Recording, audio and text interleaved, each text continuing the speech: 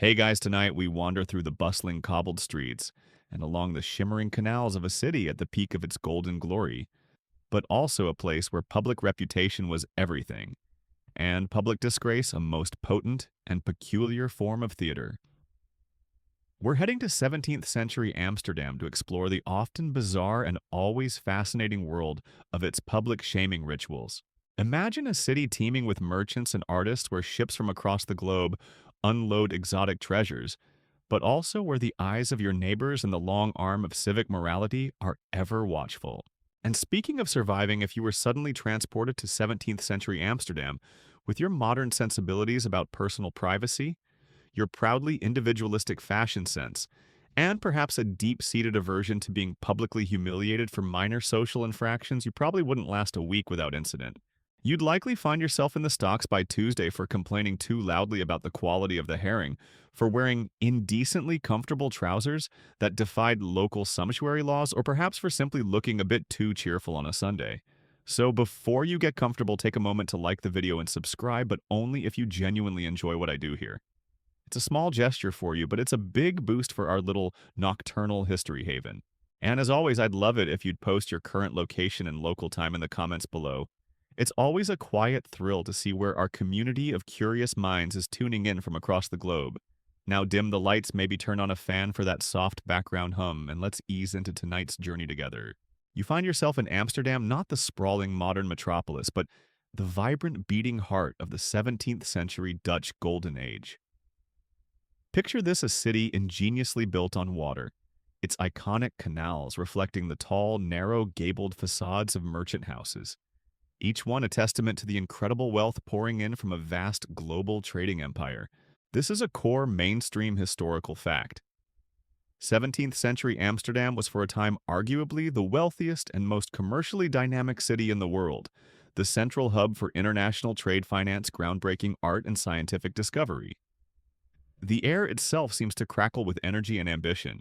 You hear the constant lapping of water against stone quays, the rhythmic creak of winches hoisting cargo from the holds of East Indiamen, the multilingual cries of sailors and traders from every corner of the known world, the chiming of countless church bells marking the hours, and the distant steady hum of windmills, patiently grinding grain or sawing timber just beyond the city walls.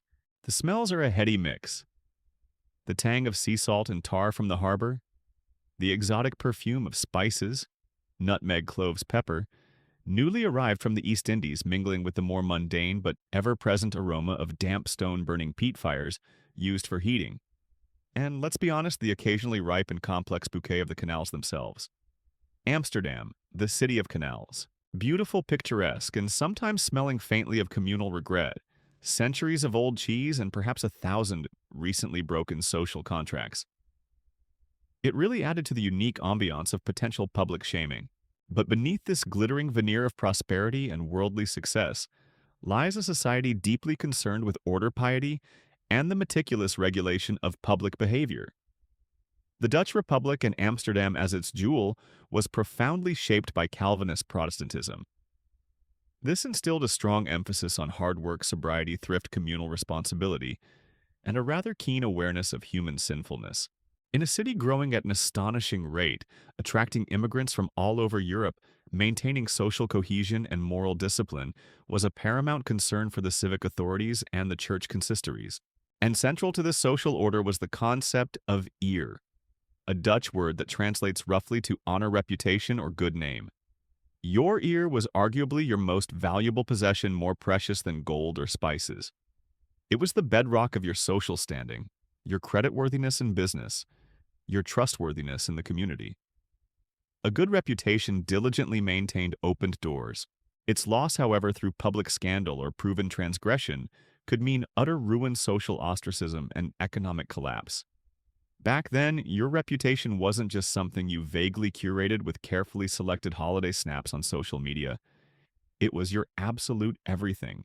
One ill-judged outburst, one whispered rumor gaining traction, one slightly too public misstep, and you could plummet from respected merchant Peter van der Meer, pillar of the community, to Peter the pernicious profligate who probably waters down his Genever, and definitely doesn't sweep his stoop on schedule faster than you can say, public disgrace of the highest order.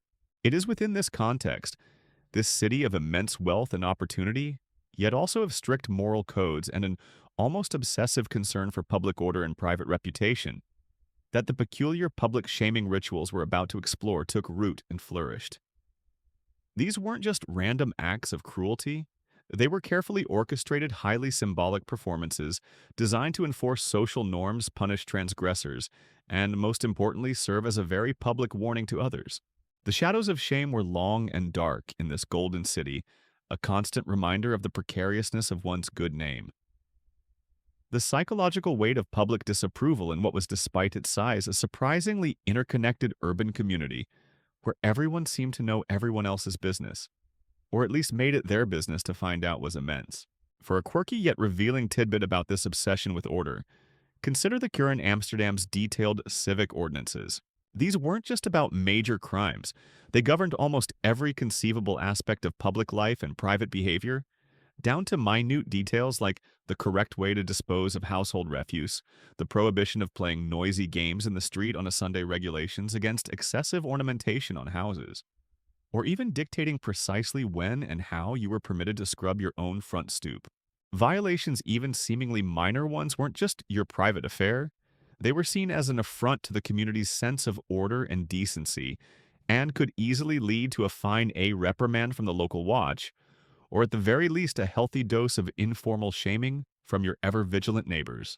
The precise balance of forces shaping this intense focus on social control is something historians still argue whether the powerful emphasis on strict public morality and the widespread use of shaming sanctions in Dutch Golden Age cities like Amsterdam was primarily a top-down imposition by Calvinist religious ideologues and stern civic magistrates driven by a theological zeal for reform and an authoritarian desire for an orderly, disciplined populace.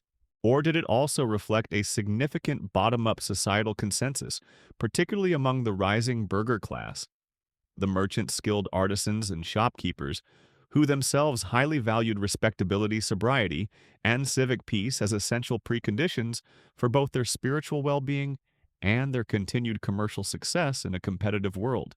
Whatever the primary driver, the stage was meticulously set. Amsterdam in its 17th century glory was a city of dazzling light and deep shadows, a place where fortunes could be made overnight and reputations shattered in an afternoon. Every citizen walked a delicate tightrope suspended between the promise of prosperity and the ever-present threat of public disgrace. The immense value placed on honor and the corresponding terror of its loss made public shaming an incredibly potent and versatile tool in the hands of those who sought to maintain order. And, oh, the peculiar ways they wielded it. Section 2. Amsterdam in its golden age, as you've now glimpsed, was a dazzling spectacle of wealth innovation and bustling global trade. But we also noted those ever-present shadows, that deep societal concern for honor, reputation, and the meticulous maintenance of public order. It makes you wonder, doesn't it, why a city so seemingly confident and prosperous would lean so heavily on such theatrical and often deeply humiliating methods of social control as public shaming? What was the price of order in this glittering metropolis, and why was public disgrace considered such a vital currency in its payment? The answer, as with most things in history, is a complex tapestry, woven from threads of social necessity, religious conviction, and sheer civic pragmatism. Amsterdam, remember, was exploding in size during the 17th century. It was a magnet for people from all over Europe and beyond. Merchants, artisans, sailors, refugees, fortune seekers. This vibrant diversity, while a source of immense dynamism, also presented a significant challenge to social cohesion. How do you ensure that newcomers and old burghers alike adhere to a shared set of rules and values? Public shaming rituals served as a very visible, very dramatic way of reinforcing those communal norms. Their idea of a large-scale community team-building exercise was less company retreat with trust falls and awkward icebreakers, and more let's all gather in the damn square on market day and collectively glare, jeer, and perhaps hurl some overripe produce at Jan van der Sloop for consistently forgetting to pay his beer tax or for wearing an overly flamboyant hat deemed offensive to public decency. Builds character and conveniently reminds everyone else what happens if they step out of line. Deterrence was a huge part of it. Making a very public example of an offender was intended to send a clear message to everyone else. Then there were the powerful religious underpinnings. The Dutch Republic was predominantly Calvinist in Calvinism, with its emphasis on a divinely ordained moral order, the inherent sinfulness of humanity, and the importance of a disciplined godly society provided a strong theological justification for such practices. Sin wasn't just a private oopsie between you and your maker.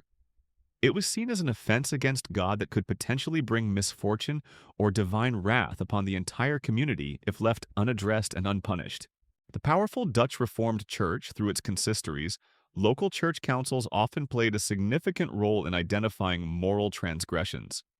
Things like adultery, blasphemy, missing church services, or public drunkenness, and could recommend or even directly impose forms of penance that included public acknowledgement of wrongdoing. You got the distinct impression that even the pigeons cooing on the gabled rooftops of Amsterdam were secretly judging your moral fiber and reporting back to a higher, more judgmental authority. Is that a fourth stroopwafel you're indulging in this morning, citizen, before midday prayers? Tut-tut. Think of your immortal soul and the very real possibility of being made to stand on a barrel outside the church next Sunday, wearing a sign detailing your gluttony. For the civic authorities, the magistrates and the scout, a combination of sheriff and public prosecutor, maintaining order was also a matter of intense pragmatism, sometimes less about abstract theology and more about the smooth running of a complex urban machine. This is a crucial mainstream historical fact. In 17th century Amsterdam, and indeed across much of early modern Europe, public shaming rituals were considered a legitimate, effective, and often preferred form of punishment by civic authorities for a wide range of typically non-capital offenses. They were significantly less costly than long-term imprisonment. Building and maintaining prisons like the famous Rasphuis for men or Spinhuis for women was expensive, and those institutions were generally reserved for more serious or repeat offenders. Shaming was quick, public, and utilized the community itself as part of the punitive process. Furthermore, a peaceful, orderly city where contracts were honored and public decency maintained was absolutely essential for fostering the trade and commerce upon which Amsterdam's phenomenal wealth was built. Disorder, public brawling, rampant petty crime. These things were simply bad for business. Seeing someone prominently displayed in the pillory on the Dam Square, perhaps with a particularly pungent, rotten tomato slowly sliding down their cheek, was probably a far more effective deterrent against, say, short-waiting your customers or engaging in rowdy public singing of lewd songs than 1,000 sternly worded but privately delivered official pamphlets. Nothing says, "I'll endeavor to behave myself in future," quite like the immediate prospect of becoming an involuntary human compost heap for an afternoon. The real power of these rituals lay in their profound understanding of human psychology, specifically the immense weight of public gaze and community judgment, in a society where, as we've established, your honor and reputation was paramount. These weren't punishments carried out in secret dungeons. They were designed for maximum visibility, often taking place in the busiest public squares on market days or outside the town hall or main church. The community wasn't just a passive audience.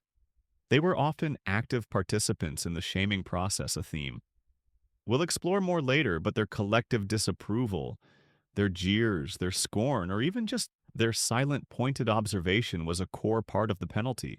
The range of offenses that could land you in such an unenviable public spotlight was broad.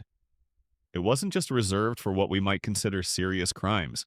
While thieves might be whipped and branded before being shamed, lesser transgressions also qualified things like persistent public drunkenness, blasphemy, or profane swearing, slander, and malicious gossip. A perennial favorite, marital infidelity, especially for women. Public brawling bakers selling underweight loaves, merchants using false measures, persistent begging, minor fraud, or even simply violating the myriad civic ordinances that governed daily life. The peculiar aspect of these rituals often came not just from the instruments used, but from the societal decision about what specific behaviors were deemed sufficiently shameful to warrant such a dramatic public spectacle. For a quirky and illuminating tidbit, consider the intricate web of local regulations and the designated shame spots, even for more informal social policing.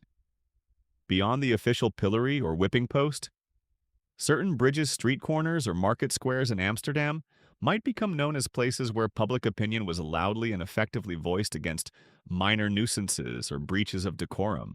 If you were, for example, caught repeatedly dumping your household slops into the canal at the wrong time of day, in flagrant violation of the cure, you might not face a formal trial, but you could certainly expect a thorough verbal shaming from your neighbors. Perhaps even a chorus of disapproval led by the local gossip monger from her strategically positioned stoop. A sort of informal, highly localized shame bench in action. The ultimate aim of these rituals, at least in theory, is a subject that historians still actively argue whether the primary intended function of these often brutal public shaming rituals was truly aimed at the genuine reform and eventual hopeful reintegration of the individual offender back into the moral and social fabric of the community after they had performed their public penance and demonstrated contrition. Or were these spectacles more fundamentally about societal catharsis, about dramatically reinforcing the boundaries of acceptable behavior by visibly and forcefully expelling or stigmatizing the transgressor, making genuine social reintegration for the shamed individual often incredibly difficult, if not impossible, regardless of any subsequent good behavior? But whatever the deeper academic debate for the citizens of 17th century Amsterdam, the message was clear. Public disgrace was a powerful and ever-present tool for maintaining order. It was the city's way of saying, this is who we are, this is how we behave, and if you can't or won't conform, be prepared to become the unwilling star of our next moral instruction. Play performed live for your viewing displeasure in the grand theater of the public square. Now, how exactly did one find oneself cast in such an unenviable leading role? So you're treading the cobbled streets of 17th century Amsterdam, a city that hums with both the thrill of golden opportunity and the ever-present slightly chilling hum of communal judgment. We've established that public disgrace was a potent tool, a sort of civic and religious performance art, designed to keep everyone more or less on the straight and narrow. But how did you, an ordinary or perhaps not so ordinary citizen, actually find yourself as the unwilling star of one of these peculiar public shaming rituals?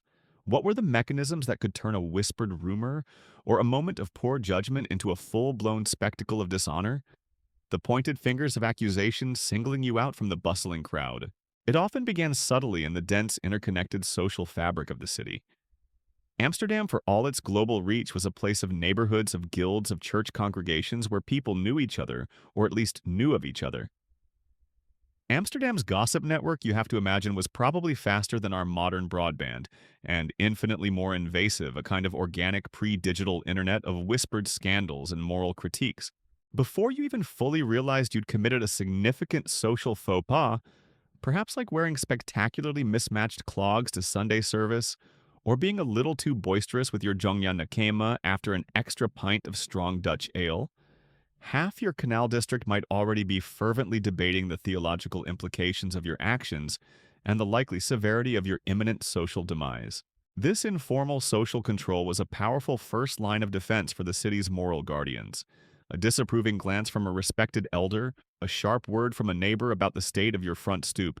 Remember, those Curran or appointed sermon from the pulpit could often be enough to nudge minor waywardness back into line. But if the transgression was more serious, or if the offender was deemed stubbornly unrepentant, things could escalate. Personal disputes, alas, were as common then as they are now, and a bitter grudge, a business rivalry gone sour, or plain old jealousy, could easily fuel an accusation, true or otherwise. If someone wanted to damage your precious ear, your honor, a well-placed denunciation to the authorities could be a devastatingly effective weapon. When things moved beyond just neighborhood chatter, there were formal mechanisms for accusation. A key figure here was the scout, a powerful official who combined the roles of sheriff, public prosecutor, and sometimes even head of police. Citizens could bring their complaints directly to the scout or his deputies. If your neighbor Joris was consistently short-waiting the cheese he sold you from his market stall, you could trudge down to the Stadhuis, the impressive town hall on the Dam Square, and lodge a formal complaint. The scout and his team would then, in theory, investigate. That moment when one of the scout's stern-faced, no-nonsense deputies, perhaps with a clanking sword and an air of profound disapproval, knocks purposefully on your front door, well, it definitely wasn't like getting an unexpected artisanal cheese delivery from Amazon Prime. It was more like an internal monologue of, uh-oh, who precisely saw me allegedly borrow that extra prize-winning herring from Piet's unsupervised market stall yesterday afternoon, And are they currently enjoying said herring with the scout himself? The denial phase one imagines was usually rather short-lived. The city's rulers, the burgomasters, mayors, and the schepenen aldermen, who also served as magistrates in the city court, could also receive and act upon accusations. And then there was the church. The consistory of the Dutch Reformed Church, made up of ministers and elders, wielded considerable moral authority. They would investigate and adjudicate offenses against religious law or public morality. Things like blasphemy, heresy, adultery, skipping church services too often, or engaging in ungodly revelry.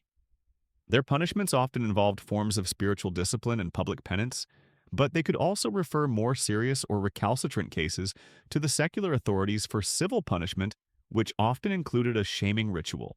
And let's not forget the murkier world of informants or delators. This is a significant mainstream historical fact.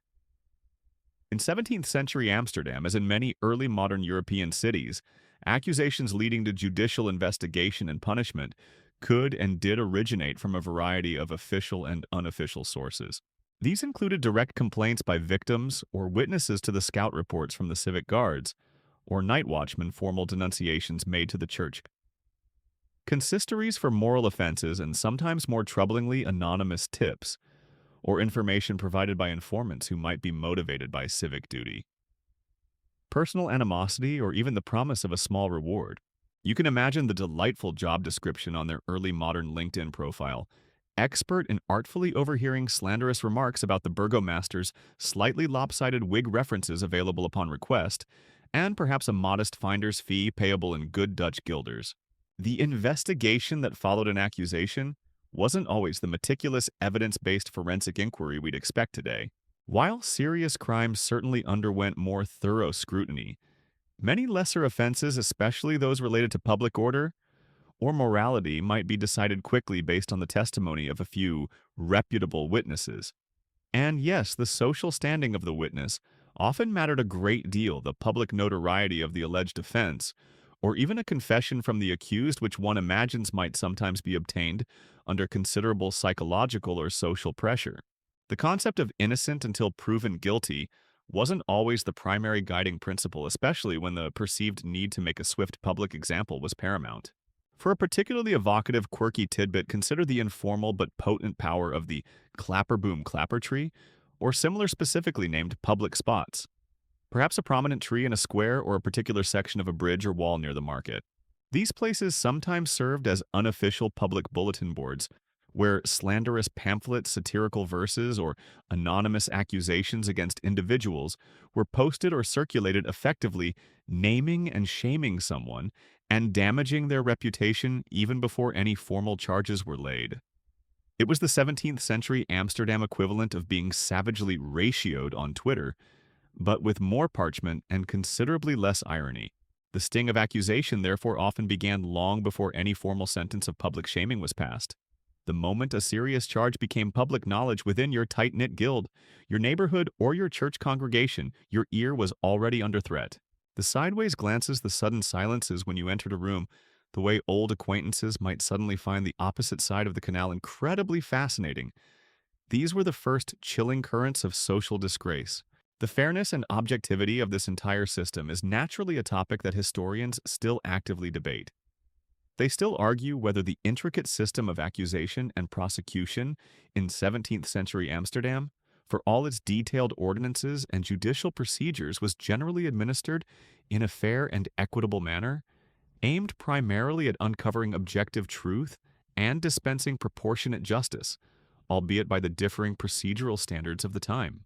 Or was it in practice disproportionately influenced by factors such as the accused's social status and connections, the potential for personal vendettas to corrupt the process, and the overriding pragmatic desire of the city authorities to make public examples of certain individuals primarily to reinforce public order and civic discipline? Sometimes regardless of the more nuanced aspects of individual guilt or mitigating circumstances. Whatever the academic consensus for the individual caught in its gears, the journey from respected citizen to accused pariah could be alarmingly swift and deeply terrifying. The machinery of accusation, fueled by a potent combination of genuine civic concern, religious zeal, neighborhood gossip, and sometimes baser human motives, was well-oiled and remarkably efficient at identifying and exposing those deemed to have transgressed against the meticulously ordered world of Golden Age Amsterdam, and once accused and found wanting, the peculiar and very public consequences awaited.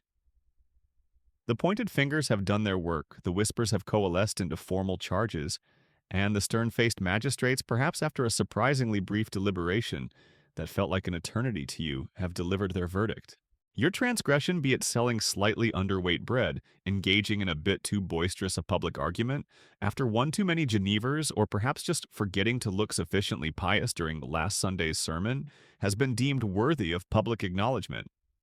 And in 17th century Amsterdam, one of the classic go-to methods for ensuring that acknowledgement was both widely seen and deeply felt was the rather grim embrace of the pillory or the stocks. You're now being led with a distinct lack of gentle ceremony towards one of these iconic instruments of infamy. Imagine the scene. In a prominent public space, perhaps the bustling Dam Square right in front of the imposing Stadhuis, the town hall, or next to the busy fish market, where the smells alone were a punishment, or even outside the main church on a Sunday, stands the Shandpal shame post or cack pillory, often a sturdy wooden post with hinged boards at the top, shaped with holes for your head and hands. Or perhaps it's the vote block stocks, a lower contraption designed to secure your ankles, forcing you into an uncomfortable seated or stooped position. These weren't tucked away in a quiet corner. Oh no, they were often elevated on a small platform for maximum visibility, ensuring everyone got a good long look at the unfortunate soul, currently starring in the city's latest morality play. The pillory really putting the public in public humiliation. Your carefully cultivated personal space bubble. Consider it popped, trampled, and possibly used as a napkin by a passing seagull. Your dignity, that was probably being lined up for some impromptu target practice by a surprisingly accurate street urchin armed with a week-old suspiciously soft turnip.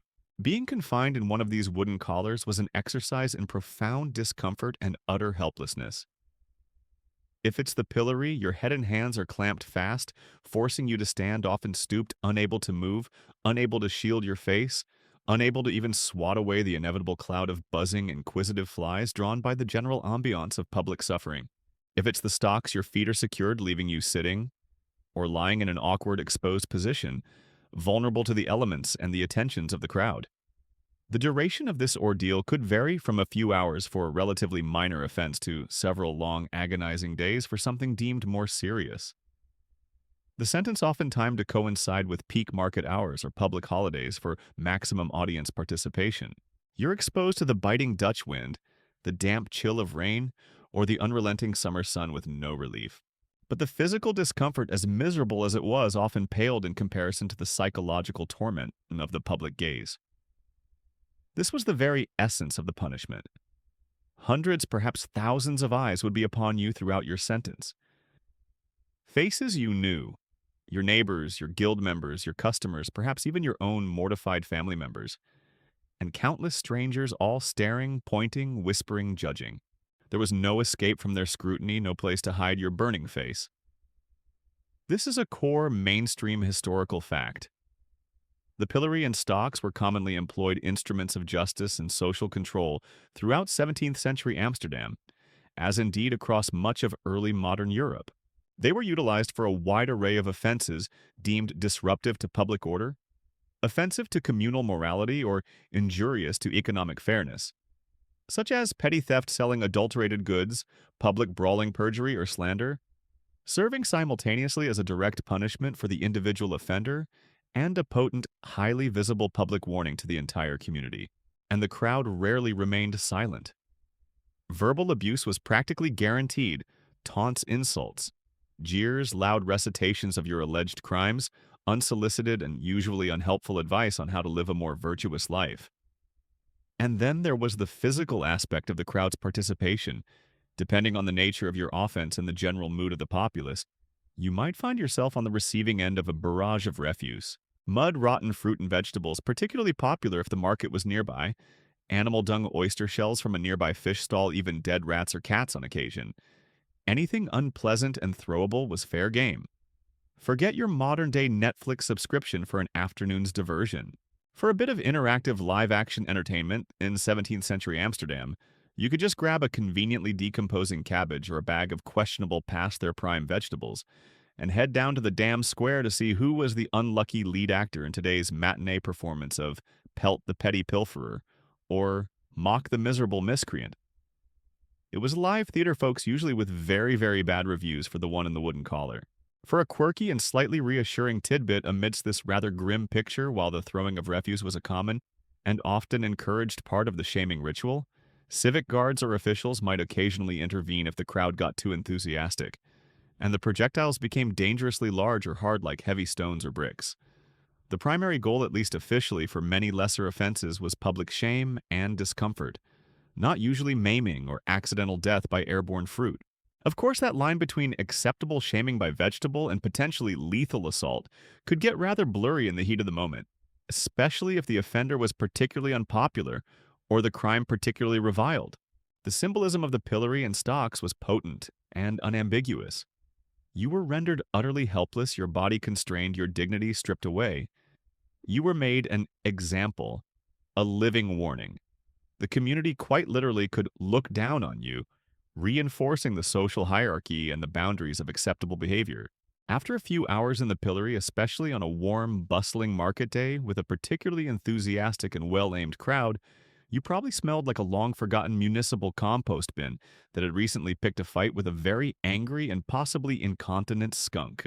Ode to public disgrace, the must-have fragrance that absolutely no one was asking for then or now.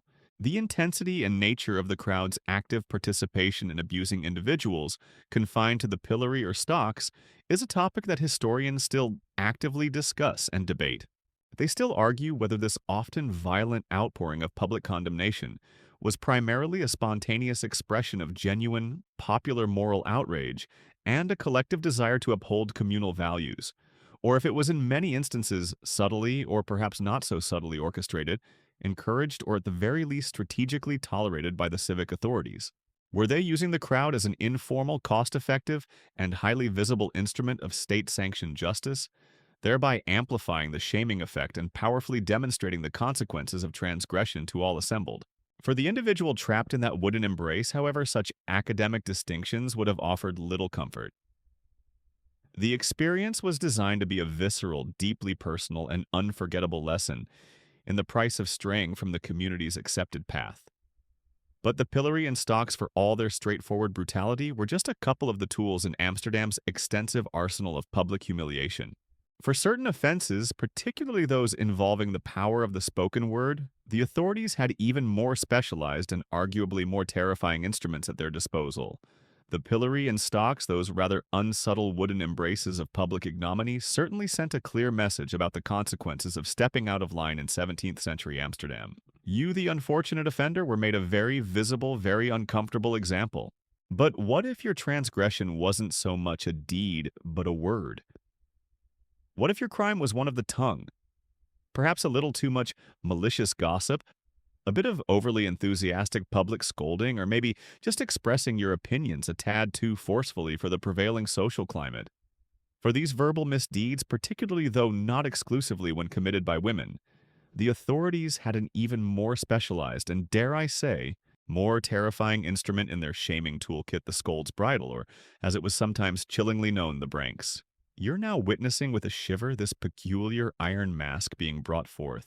Imagine a contraption crafted from cold, unyielding iron, sometimes with bits of leather, designed to encase the entire head like a grotesque helmet or cage. Its most defining and most brutal feature was the bit, or tongue plate, a piece of metal often sharp-ridged or even spiked that was designed to be inserted directly into the offender's mouth, pressing down hard upon the tongue, sometimes even designed to fit into the mouth and under the tongue to make any movement excruciating. The scold's bridle, because apparently just telling someone in 17th century Amsterdam to put a sock in it, Martha, before you cause another international incident with your opinions on cheese tariffs, wasn't nearly dramatic enough. They had to go full medieval metalwork concert for your face complete with a device that effectively padlocked your ability to articulate anything more complex than a muffled, agonized groan. The purpose of this rather alarming headgear was twofold: to silence the offender quite literally, and to inflict a profound and very public humiliation. The experience of wearing one must have been horrific. There was the immediate physical pain and discomfort. The iron bit cutting into or bruising the tongue, making swallowing incredibly difficult, leading to uncontrollable drooling. Breathing could be restricted. The sheer weight and pressure of the iron framework on the head would be a constant torment. But perhaps even worse was the psychological degradation. Often these bridles were deliberately fashioned into grotesque or animalistic shapes designed to dehumanize the wearer to make them an object of ridicule and fear. And of course, you were utterly unable to speak to defend yourself, to plead for mercy, to even cry out effectively.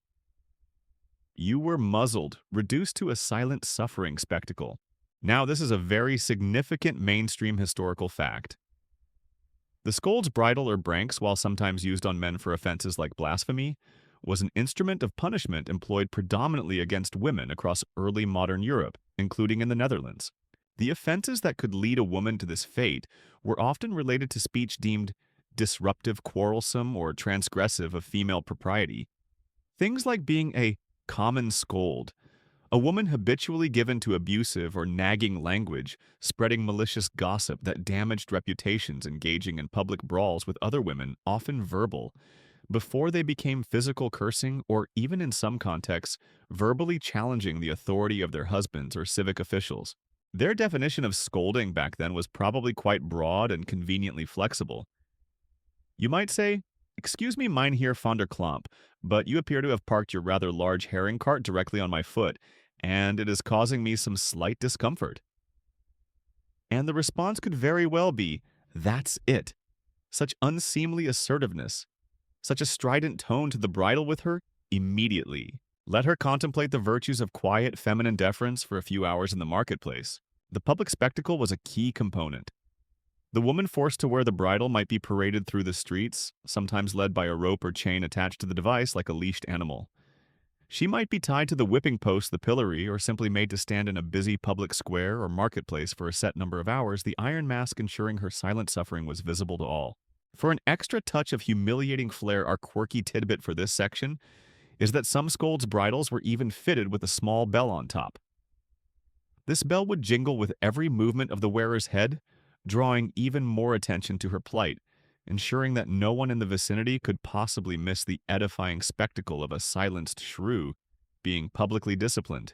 It was auditory humiliation to complement the visual and physical. The crowd's reaction would have been a mixture of jeering mockery, perhaps some grim satisfaction from those who felt the woman had it coming, and maybe a few furtive glances of pity or fear from other women who recognized the precariousness of their own social standing. But overwhelmingly, the event served to reinforce the prevailing social norms about acceptable female speech and behavior. The symbolism of the scold's bridle was stark and brutal. It was about the overt control and suppression of female speech, the public enforcement of patriarchal authority. It was a physical manifestation of the idea that a woman's tongue, if unchecked, could be a dangerous disruptive force that needed to be literally and figuratively curbed. The animalistic muzzling was a deliberate act of dehumanization, stripping the wearer of her voice and, by extension, a core part of her human dignity. The precise motivations behind the use of such a specific and cruel instrument are something that historians still deeply explore and debate. They still argue whether the primary societal driver for employing the scold's bridle was a genuine, if harsh, attempt by communities to curb genuinely disruptive and harmful antisocial behavior, such as malicious slander that could utterly destroy reputations and livelihoods in a society built on ear or incessant public quarreling that disturbed civic peace.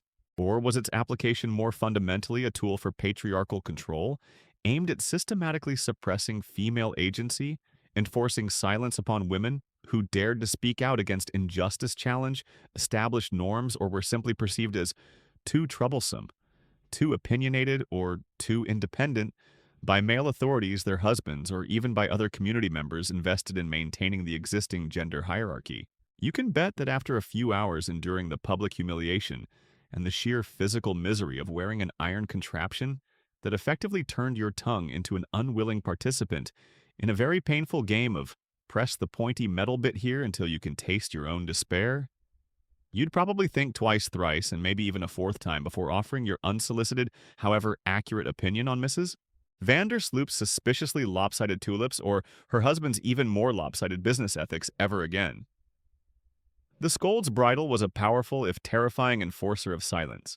This iron mask, this enforcer of silence, represents a particularly targeted and personal form of public shaming. It underscores the lengths to which 17th century Amsterdam, for all its enlightened commerce and artistic brilliance, would go to control not just the actions of its citizens, but also their very words, especially the words of its women. But the bridle wasn't the only way to make a sinner's shame visible. Sometimes the message was written not in iron, but directly upon the offender's person.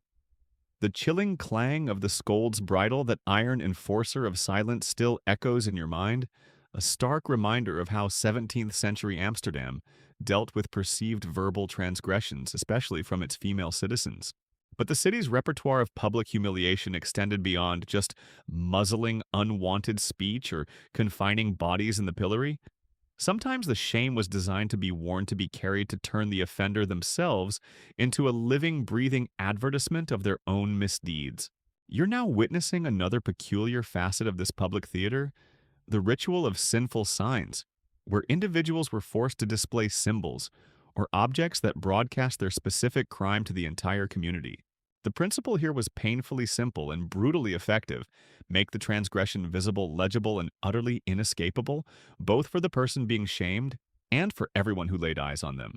Forget your subtle designer labels or your carefully curated online persona. The height of involuntary 17th century Amsterdam fashion was more likely to be the loaf of shame necklace for the baker who sold underweight bread, or perhaps the tankard of tippling transgression hat for the unrepentant public drunkard. Very avant-garde, darling, and carrying a very clear message of "don't do this or you too" could be this season's unwilling model for civic disapproval. One common method was the use of letters or words emblazoned on the offender's clothing, or on a sign hung around their neck. Much like Hester Prynne's Scarlet A in Hawthorne's tale, though that's 17th century New England, the principle resonates. An individual in Amsterdam might be forced to wear a prominent B for blasphemer, a D for drunkard, or perhaps an H for her whore, a term that could cover a range of perceived sexual misconducts or prostitution. This unambiguous label instantly communicated the nature of their shame to every passerby.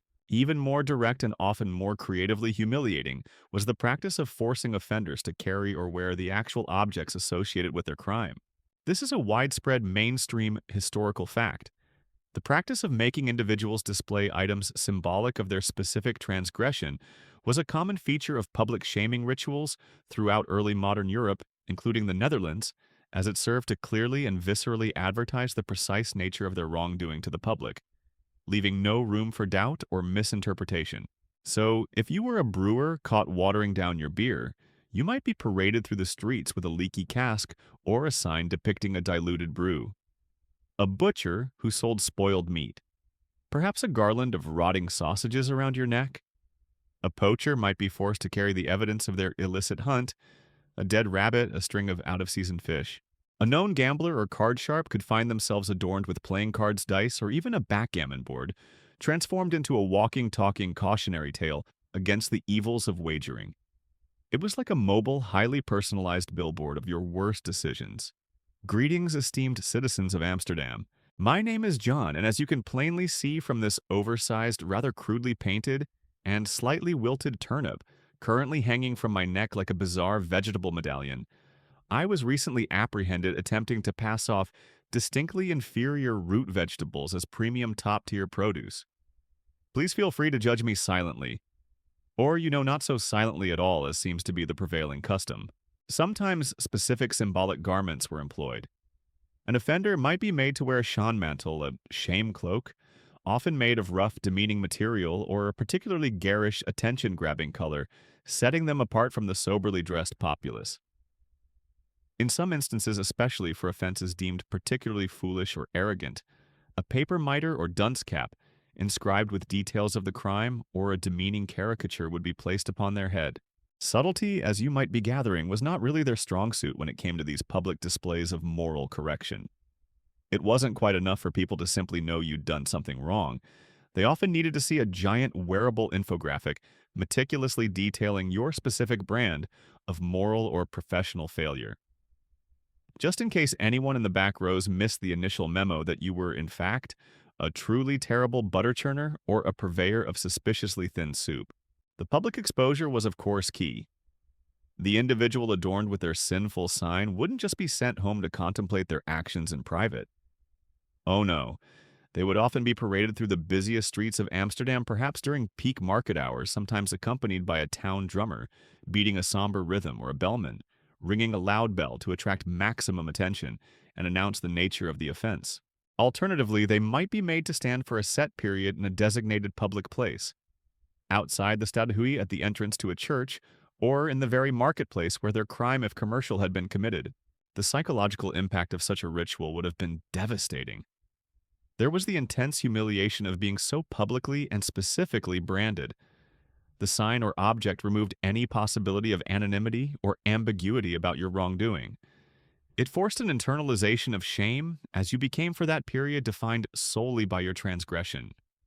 Every averted gaze, every scornful laugh, every whispered comment from the crowd would feel like a fresh blow to your already shattered ear.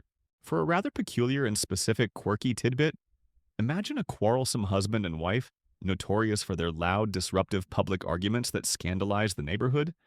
As a shaming punishment, they might be yoked together literally with a wooden yoke like that used for oxen and forced to parade through the streets in this uncomfortable conjoined state.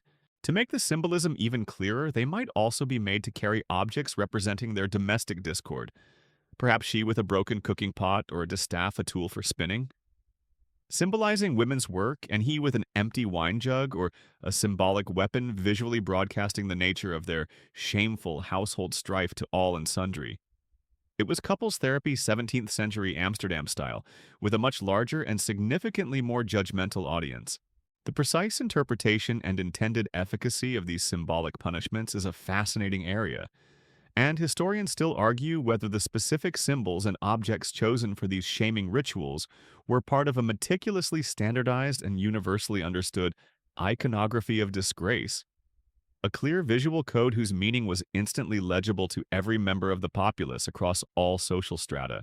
Or was their meaning and perceived impact actually more fluid, more context-dependent, and therefore more open to varied, sometimes even subversive interpretations by both the authorities imposing the punishment and the diverse crowd observing the spectacle? Did everyone always get the intended message in precisely the same way?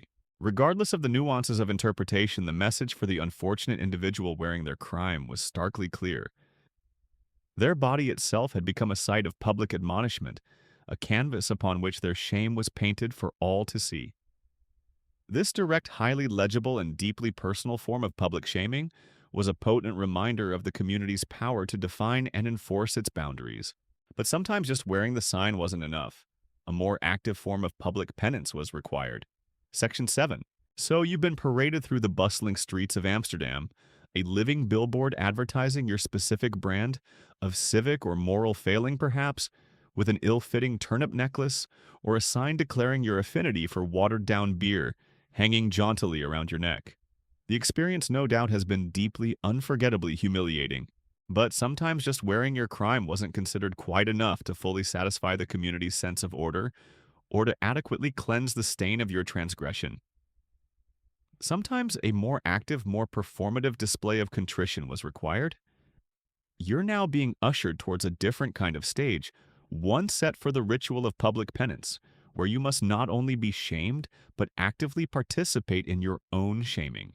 The concept of public penance in 17th century Amsterdam, as in much of early modern Europe, was deeply rooted in both religious doctrine and civic pragmatism. It wasn't solely about punishment. There was, at least in theory, an element of enforced repentance, an opportunity for the offender to publicly acknowledge their wrongdoing, express remorse, and thereby hypothetically seek forgiveness, and begin the arduous journey towards potential reintegration into the moral community. Of course, how much of that repentance was genuine and how much was a very convincing public performance under duress is a question we'll get to. Imagine your worst public speaking nightmare, then multiply it by about 1,000. Add a deeply judgmental audience who already knows all your worst secrets, and you're probably getting close. You're not just giving a slightly awkward presentation on quarterly earnings. You're about to deliver a heartfelt, possibly pre-scripted confession about your regrettable foray into illicit cheesemongering during Lent, or your lamentable display of excessive jauntiness on the Sabbath. All while everyone you know, and possibly their very judgmental pet parrot, looks on. These rituals of marketplace morality, these performed apologies often took place in highly visible public locations. For offenses deemed primarily religious or moral, blasphemy, adultery, notorious impiety, or public drunkenness that scandalized the congregation, the setting might be the church itself. You might be made to stand before the entire assembled congregation, perhaps, on a specially designated penitent stool placed conspicuously near the pulpit, or in a particular shame corner during or immediately after a Sunday service. Here you would be expected to listen to a stern denunciation of your sins from the minister, and then, in a clear voice, if you could manage it through the nerves and shame, recite a prescribed confession acknowledging your wickedness and begging for the forgiveness of both God and the community. The church consistory, that powerful committee of ministers and elders, often orchestrated these spiritual dramas with meticulous care. For more civic offenses, commercial fraud, slander, public disturbances, violations of guild regulations, the stage was often the marketplace, the Dam Square, or just outside the Stadhui, the town hall. Here, perhaps on a raised wooden platform or scaffold to ensure everyone got a good view, you would have to make your public apology to the community at large or to specific individuals you had wronged. This is a well-established mainstream historical fact. Public confession and carefully orchestrated acts of penance, often performed in the most prominent public locations like the church marketplace or in front of the town hall, and almost always under the direct supervision of civic or religious authorities, were an integral and highly visible part of the judicial and social disciplinary process in 17th century Amsterdam. These rituals were intended not only to punish the offender but also to demonstrate their remorse and formally seek reconciliation with the offended community. The ritual itself would be carefully managed.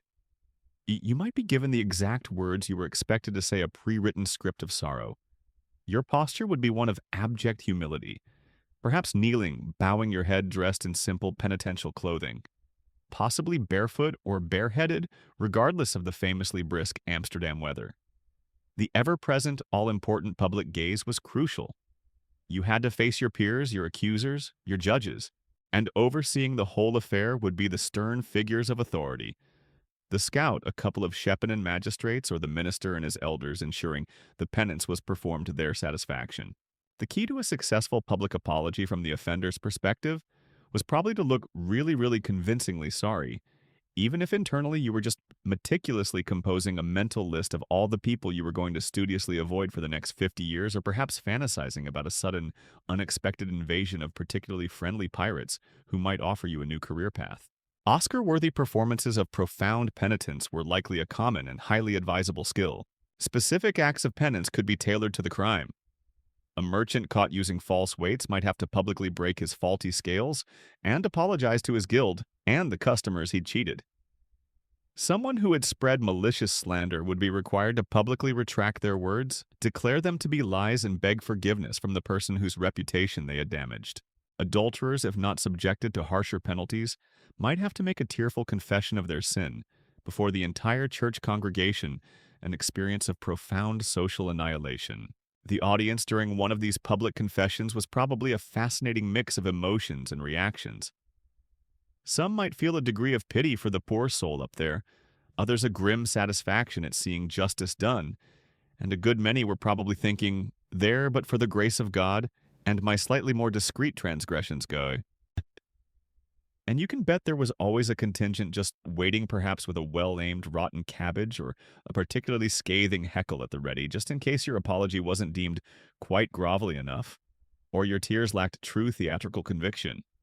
It was a tough room to play, especially when you're the one confessing to, say, borrowing your neighbor's prize-winning tulip bulb without asking. For a truly peculiar and rather theatrical, quirky tidbit, consider the reversed procession, or the walk of shame, that might sometimes follow a public penance. After making your confession and apology, you might be required to walk backwards out of the church or away from the place of penance, perhaps even being pelted with refuse as you went.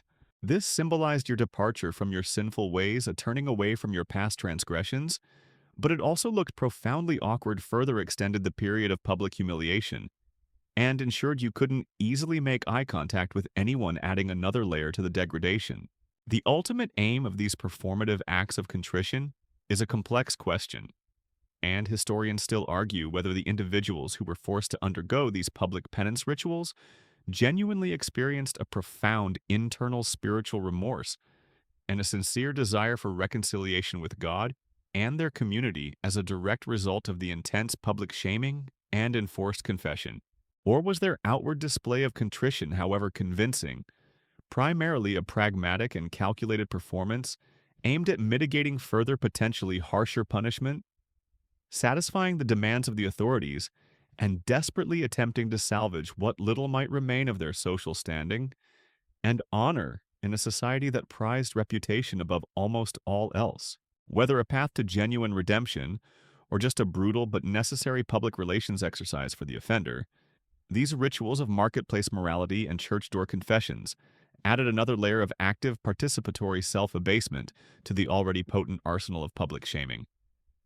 It wasn't enough to be seen as a sinner. You had to be seen and heard, admitting you were a sinner. But Amsterdam also had specific fixed locations dedicated purely to the art of public disgrace, places where your shame could be put on a more permanent, if temporary, pedestal. The echoes of your enforced public apology, that meticulously orchestrated performance of contrition in the bustling marketplace, or before the stern gaze of the church congregation, still hum in your ears. You've worn your crime like a bizarre fashion statement. You've confessed your sins for all to hear. Surely that must be the end of it. Well, not always. Amsterdam, in its relentless pursuit of civic order and moral rectitude, had yet more ways to ensure that shame was not just a fleeting moment, but a deeply ingrained, highly visible lesson. Sometimes the city itself provided a more permanent, or at least a more stationary stage for your disgrace, the shame's pedestal, the Dutch Schandpaal, or its equally charming cousins, the Schandstoel and Schandstein. Forget your quaint park benches, your ornate public fountains, or your Insta-worthy statues of heroic figures. The prime public installations in many a 17th century Dutch town, Amsterdam, included often featured the Shame Post Deluxe. Now, with extra character building rust, a delightful 360-degree view of everyone you know, silently or not so silently judging your recent life choices, and absolutely no comfortable seating options included. You're now being escorted not to a device that will necessarily contort your limbs like the pillory or stocks, or muzzle your words like the scold's bridle, but to a fixed spot, a designated plinth of public ignominy. The Schandpaal, or shame post, was typically a sturdy wooden or stone pillar erected in a highly prominent public location. The ever-popular Dam Square, naturally, or near the Waag, the public way house, a hub of commercial activity, or perhaps in the central marketplace. It would often be fitted with iron rings, chains, or a carcan and iron collar, to which an offender would be tethered, sometimes by the neck or waist, forcing them to stand exposed for a set period. The Schandstoel, or shame stool, was precisely what it sounds like. A chair often deliberately uncomfortable and sometimes elevated on a small platform, where the transgressor was compelled to sit in full view of the passing parade. And the Schandstein, or shamestone, was a specific stone or raised slab upon which the offender had to stand, a simple yet powerfully symbolic pedestal of disgrace. The experience, while perhaps lacking the acute physical contortions of the pillory, was still one of profound discomfort and relentless exposure.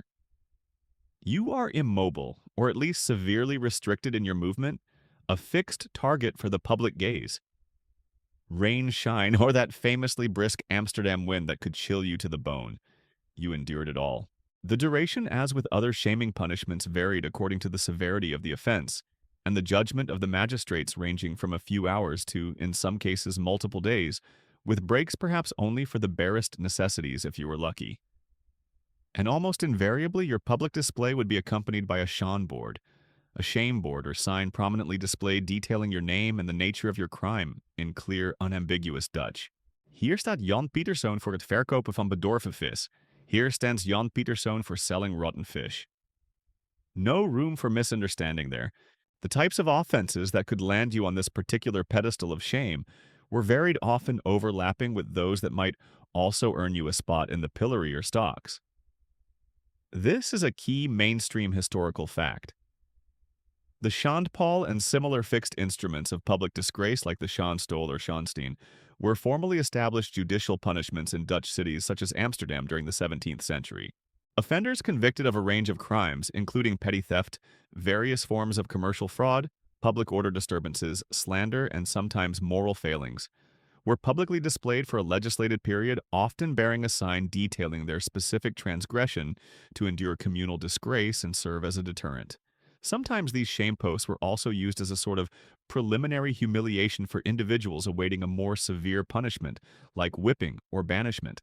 Standing at the Schandpaal for a few hours or even a whole day really gave you an unparalleled opportunity to bond with the local pigeon population, and for them to bond rather intimately with you, usually with their droppings, which one imagines added a certain je ne sais quoi to your already deeply unpleasant public ordeal. Character building, all of it. Absolutely character building. The Schandpaal, the Schandstol, the Schonstein. These weren't just temporary theatrical props erected for a specific occasion. They were often permanent fixtures in the urban landscape, their very presence serving as a constant silent warning to all citizens. They symbolized the unwavering authority of the city magistrates to enforce laws and maintain moral standards. They were a daily reminder as people went about their business in the bustling squares of the tangible consequences of transgression, a physical embodiment of the city's commitment to order. For a peculiar and rather telling quirky tidbit, it's quite likely that certain prominent Schandpalen in Amsterdam became local landmarks in their own right, acquiring their own notorious histories and perhaps even grimly humorous nicknames among the populace. Different posts might even have become unofficially associated with specific types of offenders. You can almost hear a 17th century Amsterdammer giving directions. You're looking for the Gilded Bend of the Herengracht. Well, you go past the Oude Kerk, take a left at the fish market, and it's just beyond old Piet's favorite Schandpaal. You know, the one with the slight lean where he spent 3 glorious market days last spring for attempting to sell a convincingly carved wooden nutmeg as the genuine article. A real piece of local history, that post. Can't miss it. These weren't just instruments of punishment. They were woven into the city's daily life and collective memory pedestals for a constantly rotating rogues gallery.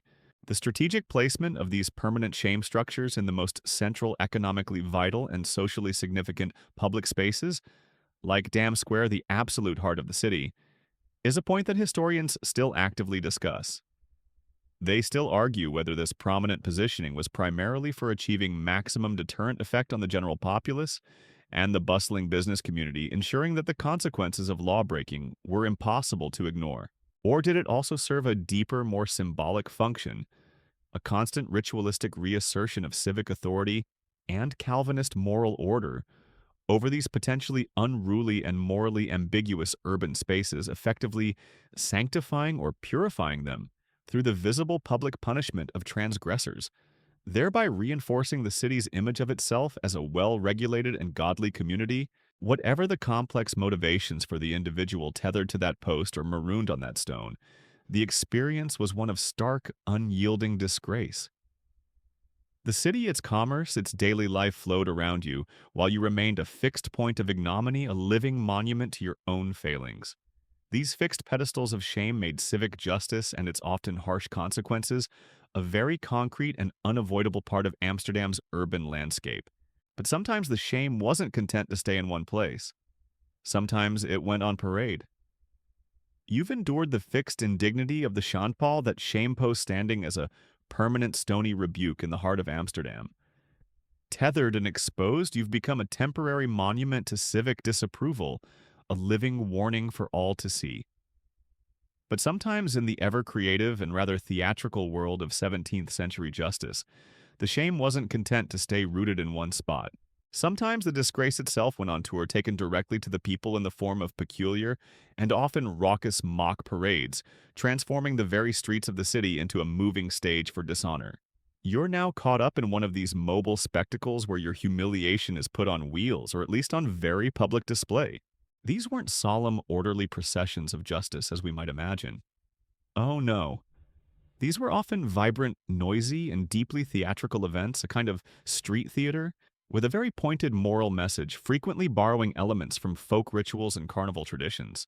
The line between official punishment and spontaneous popular justice could get delightfully or terrifyingly blurry. Forget your fancy flower-adorned rose parade floats. Amsterdam's more morally instructive shame parades more likely featured the card of contempt, often a rather rickety affair. Perhaps the very same cart usually employed for hauling dung or city refuse, pulled by a very unimpressed donkey, or even by human hands, and decorated not with roses but with wilted cabbage leaves, symbolic objects of your crime, and the sheer palpable weight of public disapproval. Festive in its own uniquely humiliating way, one common form of this mobile shaming was known as carting. In Dutch, perhaps something like op de kar zetten to put on the cart, or sleppen to drag, though that implies a harsher variant. The unfortunate offender, or sometimes a cleverly crafted effigy if the actual person was unavailable, or if the authorities wanted to avoid potential riots, would be placed in this cart of dishonor. Then the procession would begin winding its way through the main streets and neighborhoods of Amsterdam. This type of punishment was often reserved for those deemed to have violated communal moral standards in a particularly egregious way. Notorious adulterers, bankrupt merchants who had defrauded their creditors, perhaps even individuals accused of witchcraft in earlier periods, or those who had profoundly betrayed communal trust. And the soundtrack to your personal public shaming parade. It wasn't exactly a finely tuned symphony orchestra performing a somber adagio of repentance, more like a delightful ear-splitting cacophony of what was known as rough music, or in Dutch ketelmuziek, kettle music. This is a key mainstream historical fact. Ritualized shaming processions, often referred to as carting, or similar to the European traditions of skimmingtons or charivari, which in the Netherlands often involved ketelmuziek, were a recognized form of both popular justice and at times officially sanctioned public humiliation in early modern Amsterdam and other European cities. These parades, frequently targeting moral transgressors such as adulterers, abusive spouses, or notorious debtors, involved parading the offender or their effigy through the streets accompanied by loud, dissonant noise and public ridicule.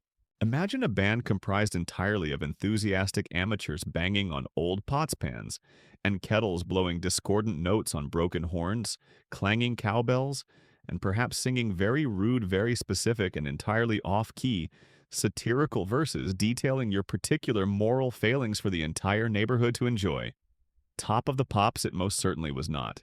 This ties into the broader European tradition of charivari, or skimmington rides.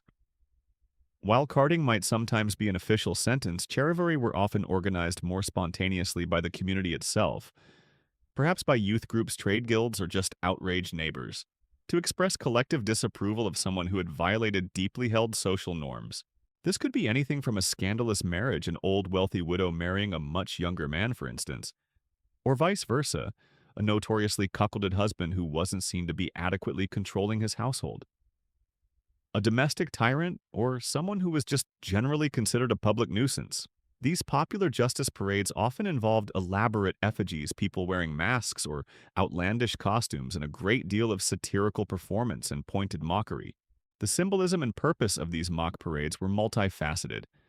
They served to publicly mark the offender as having transgressed the boundaries of acceptable society, effectively casting them out at least symbolically.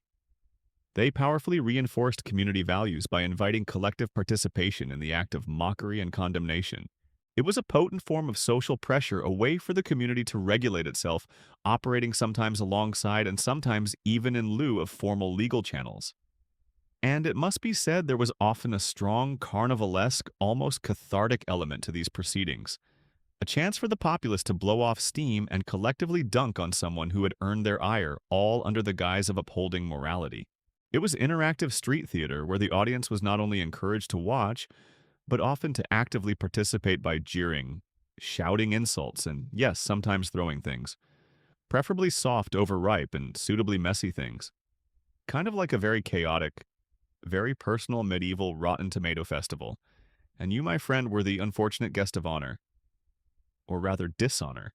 To be the unwilling star of such a parade must have been an experience of intense humiliation, fear, and utter helplessness. You are being moved through the entire city, your shame not confined to a single square, but broadcast to every neighborhood. There is no escape from the pointing fingers, the jeering faces, the rain of refuse. The potential for the situation to escalate into actual physical assault from an overzealous crowd was very real. For a peculiar and rather logistical quirky tidbit, it's highly probable that certain shame parades, especially the more officially sanctioned ones, had a traditional, well-trodden route of shame. This route wouldn't be chosen at random. It would be carefully planned to pass by key landmarks through the most populous neighborhoods and past the homes or businesses of people particularly relevant to the offense or the offender, thereby maximizing the exposure and the intended deterrent effect. Every twist and turn designed for optimal humiliation. The complex interplay between official justice and popular sentiment in these rituals is a topic that historians still debate with considerable interest. They still argue whether these popular shaming parades like Charivari or the more formalized carding were primarily genuine, spontaneous expressions of deeply felt community outrage and a form of moral self-regulation, bubbling up from below with ordinary people taking justice into their own hands when they felt authorities were too slow or lenient. Or were these events, even when seemingly spontaneous, often subtly manipulated, strategically tolerated, or even tacitly encouraged by civic or religious authorities, who found them a useful if sometimes rather unruly and unpredictable tool for enforcing social norms and managing public discontent, without having to resort to direct official intervention and expense for every single perceived moral transgression? Whether officially mandated or popularly driven, these mobile shaming rituals took the spectacle of disgrace directly to the people, transforming the entire city into a stage for moral correction and communal judgment. The message was clear in Golden Age Amsterdam: your private sins could very easily become very public, very noisy, and very messy street theater. But even this wasn't the ultimate expression of social exclusion. For some, an even more definitive severing awaited. The raucous sounds of the Ketelmuziek, that discordant symphony of public disapproval accompanying your mock parade through the streets of Amsterdam, finally begin to fade. You've been carded, jeered, and pelted, your transgressions broadcast far and wide in a mobile theater of shame. Surely you think this must be the crescendo of your public disgrace. But for some offenders, for those deemed particularly troublesome, unrepentant, or whose crimes struck at the very heart of civic order or moral decency, 17th century Amsterdam had one final, profoundly resonant act of shaming banishment. The city gates, which once symbolized entry into a world of opportunity and prosperity, were about to be firmly closed behind you. So you've been thoroughly shamed in the stocks, you've modeled the latest in sinful sign couture, you've starred in a rather unflattering street parade. And now for the grand dramatic finale, you get shamed right out of the entire city.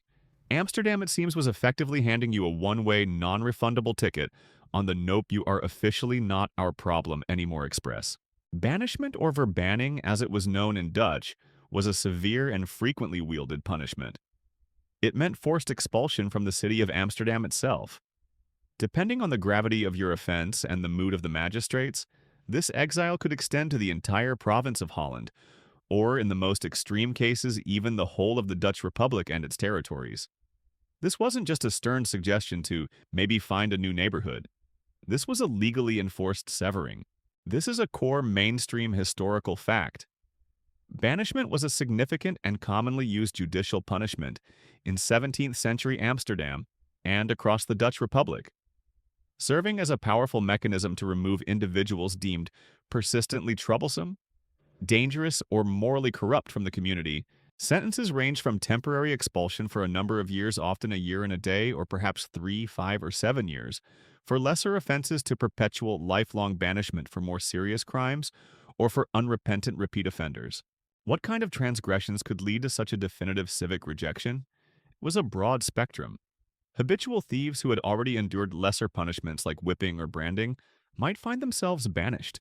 Those involved in serious public brawls or aggravated assaults, individuals convicted of sedition or spreading dangerous rumors against the state or church, or those found guilty of unrepentant heresy or scandalous moral behavior like persistent notorious adultery or operating a particularly disreputable house of ill repute, could all face exile. Sometimes it was simply a case of being declared an incorrigible nuisance, someone whose repeated minor offenses and general disruptiveness had finally exhausted the city's patience. The ritual of banishment often served as the grim culmination of other shaming practices. You might first be publicly whipped at the Sean Paul, perhaps branded with a mark signifying your crime, then paraded through the streets one last time before being formally escorted to the city limits. Imagine the sentence of banishment read aloud by a city official, perhaps on the steps of the Stadhuis for all to hear.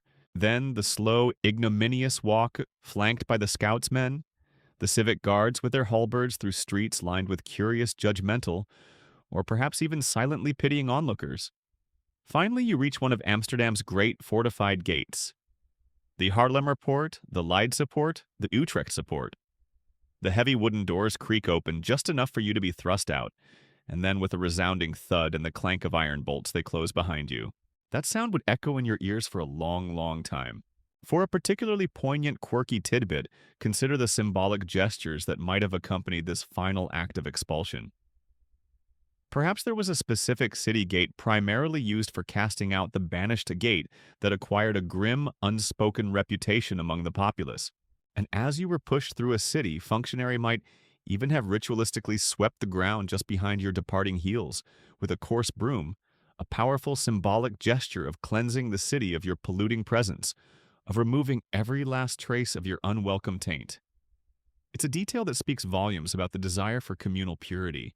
The consequences of banishment were devastating, often amounting to a form of social death within the context of your home city.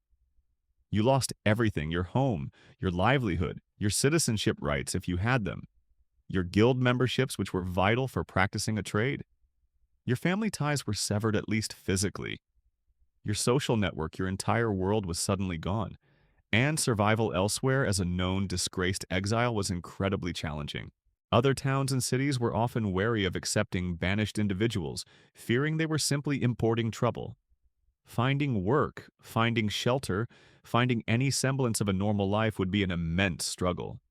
Being banished, especially if you were an artisan or merchant whose entire life was built around the networks and opportunities of Amsterdam, wasn't exactly a stellar addition to your career prospects or your long-term financial planning. Previous relevant employment experience, unwilling public spectacle designated shame post occupant, and most recently forcibly ejected former resident of Amsterdam. My references are probably not going to be glowing, to be perfectly honest. Enforcing banishment also required vigilance.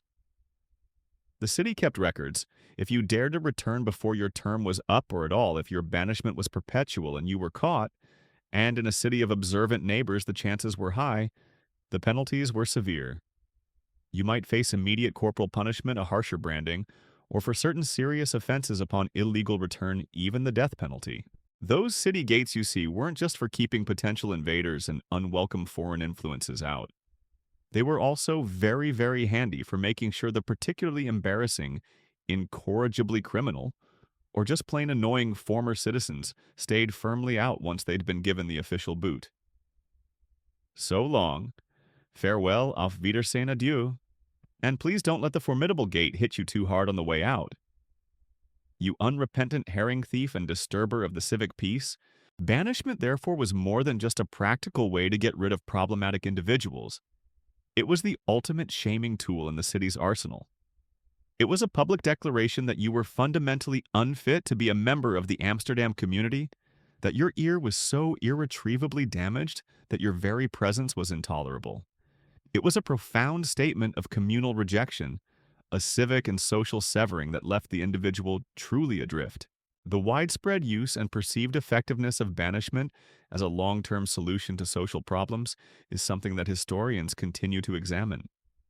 They still argue whether banishment was primarily successful as a deterrent and an effective means of ridding the city of genuinely dangerous or incorrigibly disruptive individuals, thereby contributing to Amsterdam's relative peace and order.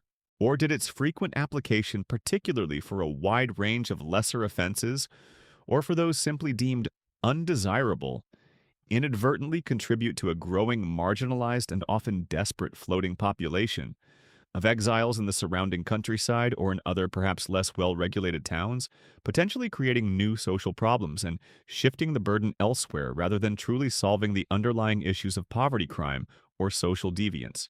For the banished individual, however, the academic debate mattered little. As you stand outside those closed city gates, the sounds of Amsterdam fading behind you, the future an unknown and unwelcoming expanse, the weight of your shame is absolute. The city has spoken.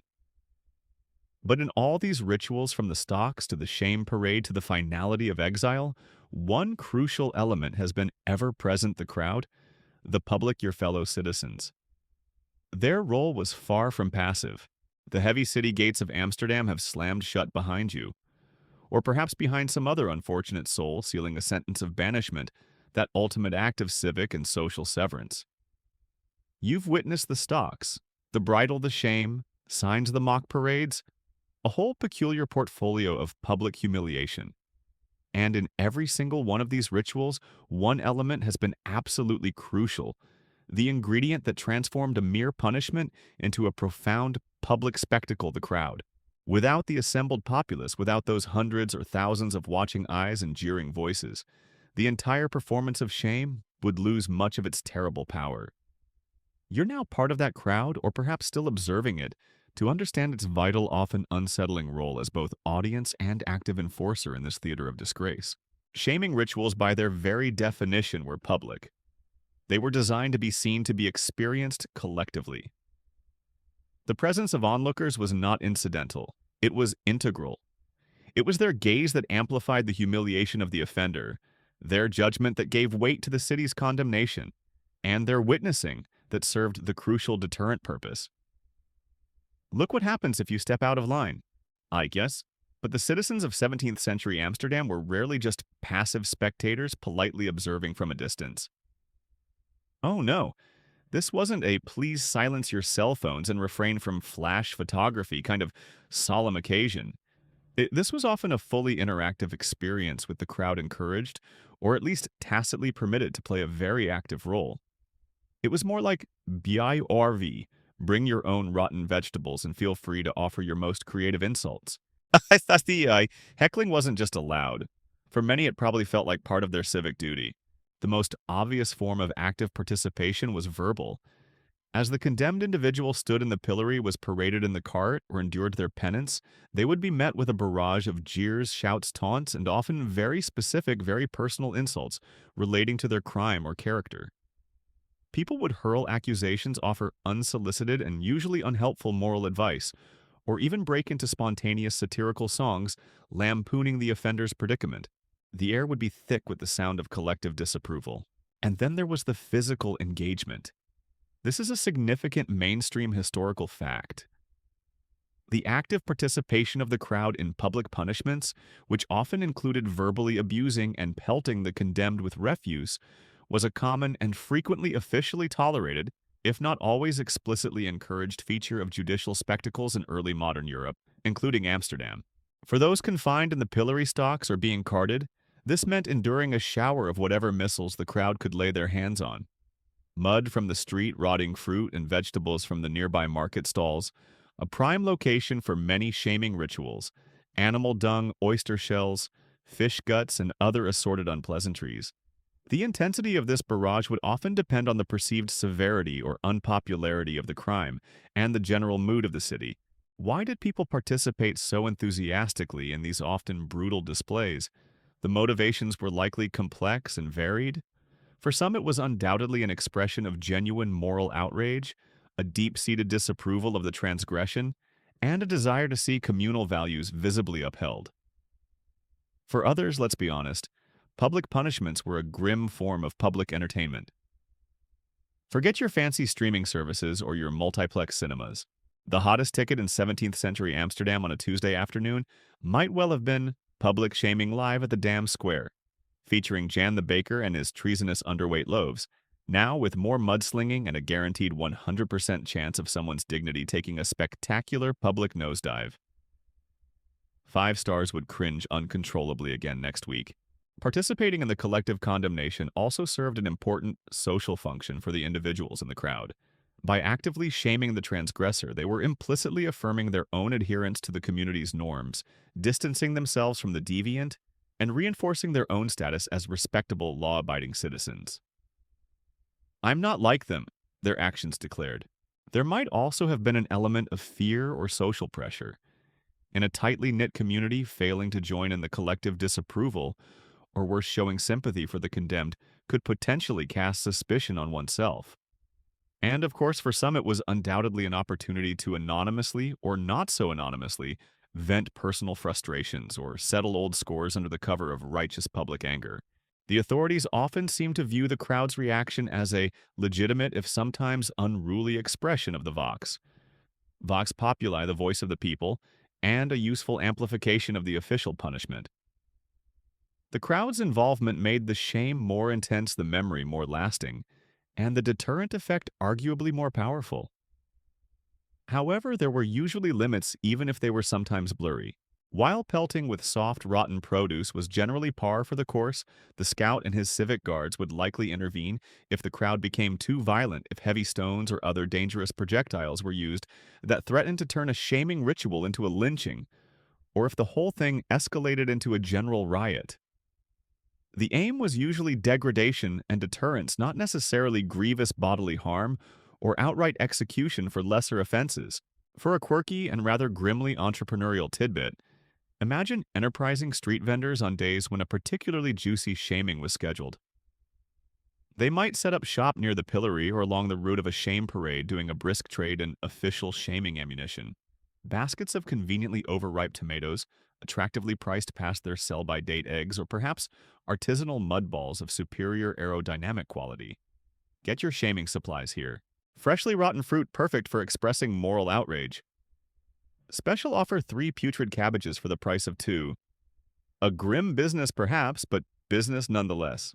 It's truly amazing and a little unsettling how quickly a large group of otherwise perfectly respectable, sober-sided Dutch burghers, renowned for their diligence and piety, could transform into a finely tuned, highly motivated rotten tomato launching squad when presented with a suitably unpopular miscreant or a particularly scandalous transgression. Peer pressure. 17th century Amsterdam style amplified by a strong dose of moral certainty was a remarkably powerful and often rather messy force. The precise nature of the crowd's agency and its relationship with official power in these rituals is something that historians continue to explore and debate. They still argue whether the collective actions of the crowd during public shaming rituals were primarily driven by a deep-seated popular moral consensus and a genuine spontaneous desire from below to uphold community standards and participate in the execution of justice. Or were these often volatile public displays more susceptible to manipulation by the authorities who perhaps subtly directed or incited the crowd's fervor? Using them as a convenient tool to amplify state power, legitimize judicial sentences, and serve as an outlet for unrelated social tensions and economic frustrations with the shamed individual, ultimately being little more than a useful scapegoat for broader societal anxieties. Whatever the complex interplay of motivations, one thing is clear: the crowd was not a passive backdrop to these peculiar rituals. They were an integral, active, and often vociferous agent in the public theater of shame, delivering the community's verdict with a visceral and unforgettable force. Their participation underscored the profoundly communal nature of justice and morality in 17th century Amsterdam. And this communal gaze, this collective judgment, often fell with particular weight and for particular reasons upon one half of the population. The roar of the crowd, that chorus of communal judgment and often gleeful participation, has been a constant, unnerving soundtrack to all these peculiar shaming rituals in 17th century Amsterdam.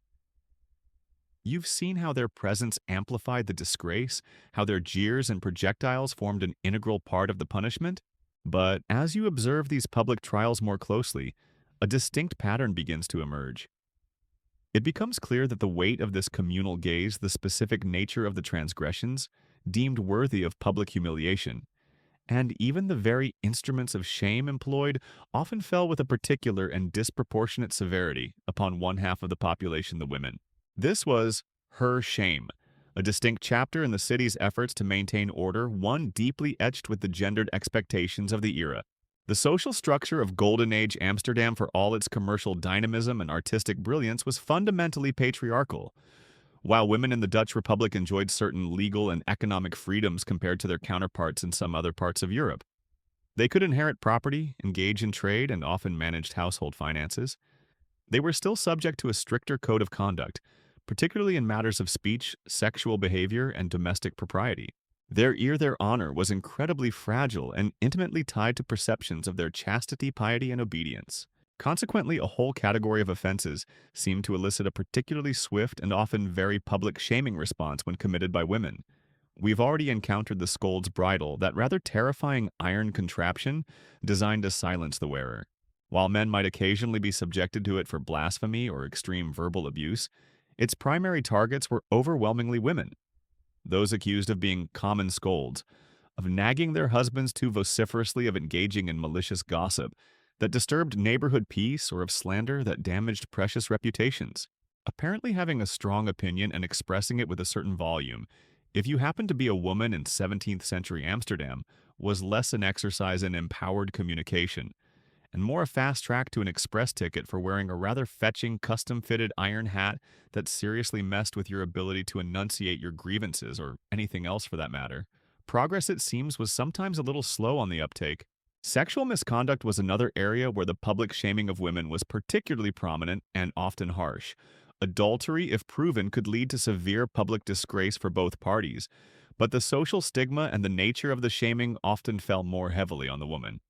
She might be carted through the streets, perhaps with her illicit partner, if he was also caught and condemned, enduring the vilest insults and pelting from the crowd.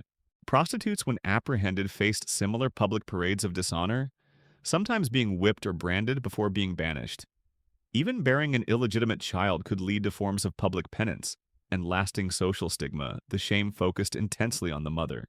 And then there was the broad category of domestic disorder.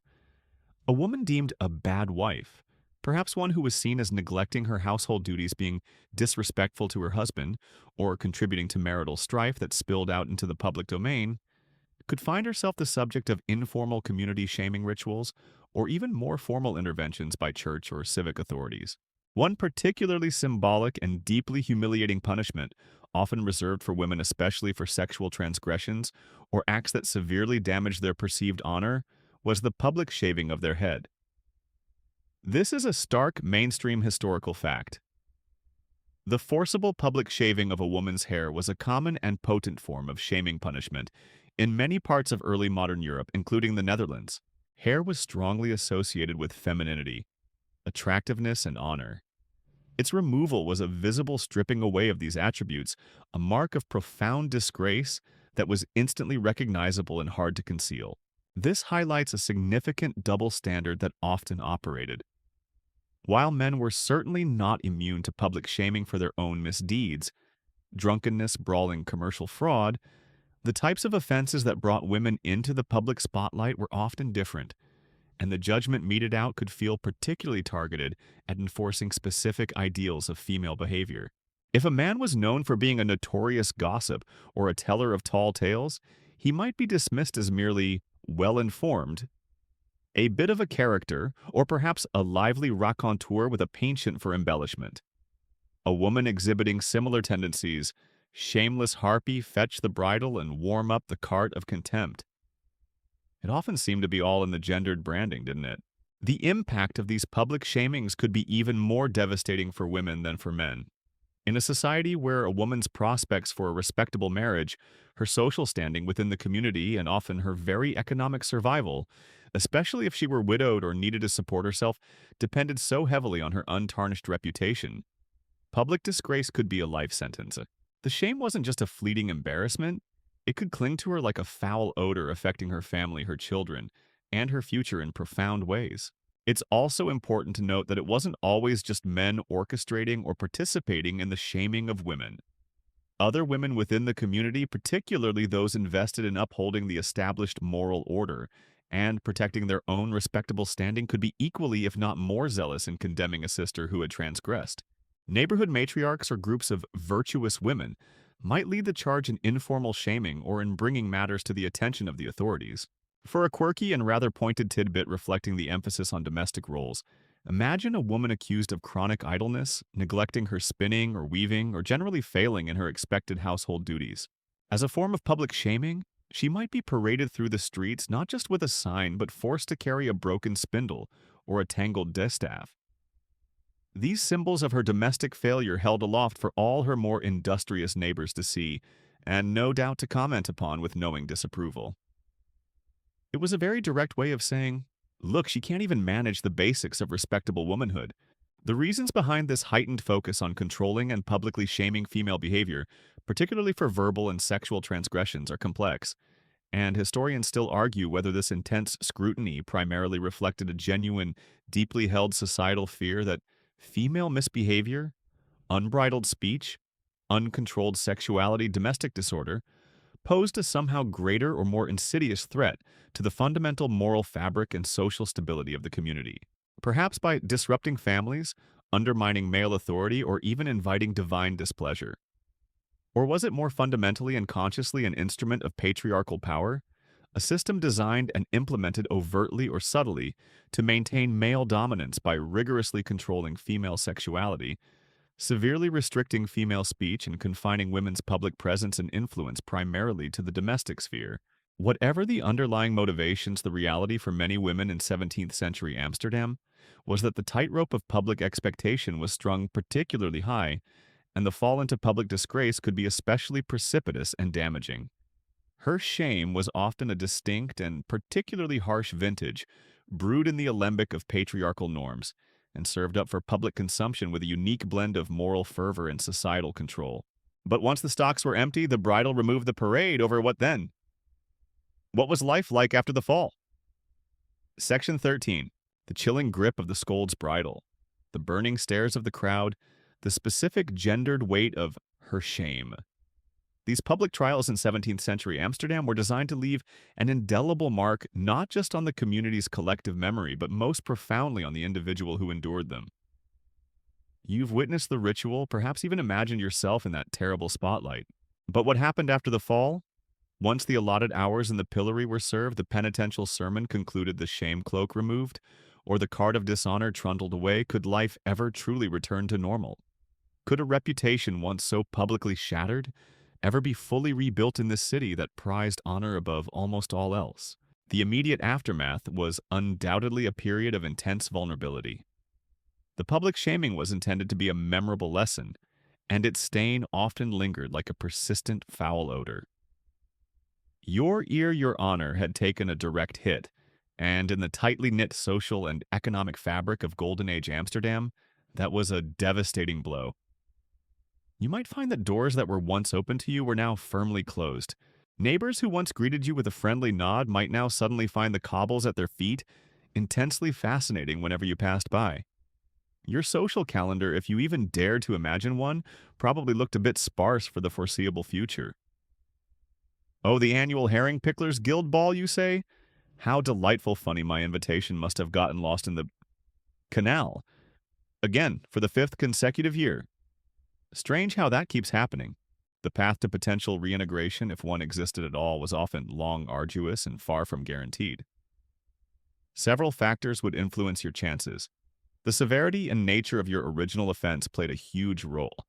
A minor public order disturbance or a one-time commercial misstep, if followed by a convincing display of public penance, might eventually be forgiven, or at least faded into the background noise of city life. But more serious crimes, repeated offenses, or scandals that touched upon deeply held moral or religious sensibilities, particularly things like adultery, heresy, or major fraud, could leave a virtually indelible mark. Rebuilding your reputation after being the much-discussed star of Pelt the Profligate Adulterer Week was an uphill battle, to put it mildly. It's like trying to unring a very loud, very public bell, or unsee your normally dignified neighbor Joris in the stocks, looking like a sad, comprehensively mud-splattered root vegetable. Some images and the stories attached to them just stick with people. The perceived sincerity of your public penance also mattered.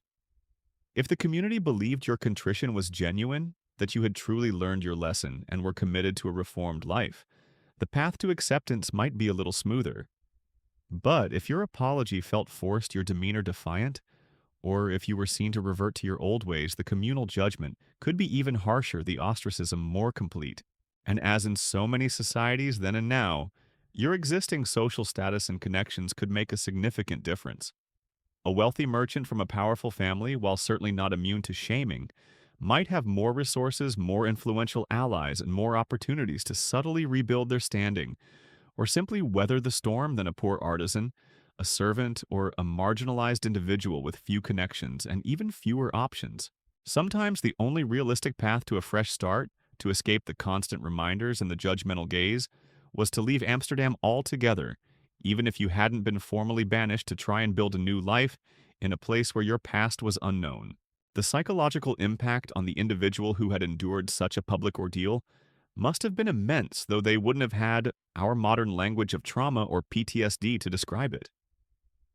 The constant reliving of the humiliation, the anxiety of facing their community each day, the gnawing fear of further gossip or scorn, the internalized shame, these could be crippling burdens. Some might have sunk into a deep despondency, others might have become hardened bitter, or even more defiant, further alienating themselves. And the shame rarely stopped with the individual. It often cast a long, unhappy shadow over their entire family. Spouses, children, parents, and siblings would all bear a portion of the disgrace, their own ear diminished by association. Marriage prospects for children could be damaged, business dealings for the family could suffer, and their social interactions would be forever colored by the public dishonor of their relative. Legally and economically, the consequences could be dire. This is a crucial mainstream historical fact. The loss of ear honor and reputation following a public shaming ritual in 17th century Amsterdam often had severe and tangible long-term repercussions. Beyond the immediate social stigma, it could lead to formal exclusion from guilds vital for practicing most trades, profound difficulties in conducting business or securing credit, as trust was shattered, and even restrictions on holding any kind of civic office or participating in certain community activities. Full economic and social reintegration, therefore, was often an incredibly challenging, if not impossible, prospect. Imagine a post-shaming job interview scenario. So Mr. Van der Beek, it says here on this rather damp and slightly tomato-stained official record, that your last prominent public appearance involved you wearing a sign explicitly stating, "I confess to watering down my Geneva and overcharging for windmills." Are there any particular transferable skills you feel you gained from that particular experience? Perhaps a newfound resilience, a preternatural talent for dodging fast-moving rotten fruit. For a quirky and rather poignant tidbit, consider how someone might actively try to cleanse their tarnished reputation or publicly demonstrate their reformed character after the formal punishment had been served. Short of becoming a literal hermit, which wasn't great for business, they might undertake a conspicuous act of piety or public good, perhaps making a significant and well-publicized donation to the church or the city orphanage, volunteering for a particularly arduous civic duty, or even if their crime was religiously themed, undertaking a difficult, though not officially sanctioned pilgrimage. It was a way of trying to buy back a measure of public goodwill, a public performance of redemption to counter the public performance of their earlier shame. The ultimate question of whether true reintegration was commonly achievable is one that historians still debate. They still argue whether the formal conclusion of a shaming punishment, for example being released from the pillory, or having completed the prescribed acts of public penance, typically marked a genuine opportunity for the offender to be gradually reaccepted into the community, with their honor at least partially restored, perhaps after a suitable period of probation, and demonstrated good behavior. Or was the indelible stigma of having been so publicly and dramatically shamed largely inescapable, creating a kind of permanent underclass of marked individuals who, regardless of their subsequent conduct, would always be viewed with suspicion and never fully regain their former standing or the complete trust of their peers? Life after the fall in 17th century Amsterdam was undoubtedly a difficult, often precarious road. The city's methods of shaming were designed to be potent and memorable, and their effects could ripple through an individual's life and their family's life for years, if not generations. The public spectacle might end, but the private burden of shame and its very public consequences often endured. This sheer severity, this lasting impact, makes one wonder about the forces that eventually led to the decline of these once so vivid and peculiar rituals. The heavy weight of public disgrace, that invisible yet crushing burden you carried long after the pillory was unlocked, or the shame cloak unfastened, paints a grim picture of life after the fall in 17th century Amsterdam. The path to rebuilding lost honor was fraught with difficulty, the stain of public shaming often proving stubbornly indelible. But even these deeply entrenched theatrical and often brutal rituals of communal judgment were not destined to last forever. Like so many aspects of human society, they too would eventually begin to fade their peculiar forms, receding into the mists of history as new ideas and sensibilities began to dawn. You're now witnessing the slow twilight of these once so vivid public performances of shame. It's important to remember that these practices didn't just vanish overnight with the flip of some enlightened switch. They were deeply embedded in the legal and social fabric of Amsterdam, and indeed much of Europe for centuries. Throughout the late 17th and well into the early 18th century, the stocks, the pillory, the shame post, and various forms of public penance continued to be employed. The perceived need for visible exemplary punishment to maintain order in a bustling, sometimes unruly city remained strong. But change was coming, carried on the intellectual currents of the Enlightenment, that great wave of reason, scientific inquiry, and humanitarian concern that began to sweep across Europe in the 18th century. Philosophers and legal reformers started to question the very nature and purpose of punishment. Suddenly, previously accepted practices began to look less like righteous justice and more like, well, slightly barbaric street theater. Thinkers like the Italian jurist Cesare Beccaria, in his incredibly influential 1764 treatise on crimes and punishments, argued passionately against cruel, arbitrary, and purely retributive punishments. He and others like him championed the idea that punishment should be rational, proportionate to the crime, and aimed primarily at deterrence and increasingly the potential reform of the offender, rather than just public spectacle and vengeance. This is a core mainstream historical fact. The philosophies of the Enlightenment, which gained significant traction throughout the 18th century, profoundly challenged traditional notions of justice by promoting ideals of human dignity, reason, and legal reform. This led to widespread criticism of public corporal and shaming punishments as being cruel, arbitrary, and ultimately ineffective in achieving true societal betterment, contributing significantly to their gradual decline and eventual abolition across much of Europe, including in the Dutch Republic. Suddenly, influential people started saying things like, perhaps parading John through the entire Jordan district with a leaky herring bucket firmly affixed to his head, simply because his opinions on tulip speculation were deemed unsound, isn't actually the absolute pinnacle of enlightened jurisprudence and social progress. Radical stuff, I tell you. The official rotten tomato vendors and purveyors of discountable dung were probably absolutely furious at this downturn in business. This intellectual shift began to influence legal systems. There was a growing movement towards more formalized legal codes, a greater, though still imperfect emphasis on due process, and a reduction in the number of offenses that carried capital punishment or severe mutilating corporal penalties. Punishments which often included a strong element of public shaming as part of the sentence. The idea of the modern prison not just as a holding pen for those awaiting trial or execution, but as an institution for longer-term confinement and, at least in theory, correction or reform, began to take hold. Punishment started to retreat from the public square, becoming a more private, institutionalized affair, hidden away behind high walls. Social sensibilities were also evolving. What one generation had accepted as a necessary if grim part of civic life, or even as a form of rather raucous public entertainment, the next generation might begin to view with discomfort, distaste, or even outright revulsion. A growing emphasis on politeness, refinement, and individual dignity, particularly among the rising bourgeois and intellectual classes, made these raw, often brutal public displays of suffering seem increasingly anachronistic and uncivilized. The public appetite for pelt the offender. The interactive experience eventually waned. People started demanding newfangled forms of entertainment, like reading books quietly indoors by oneself, or attending stuffy concerts where you weren't even allowed to throw vegetables at the musicians if they hit a wrong note.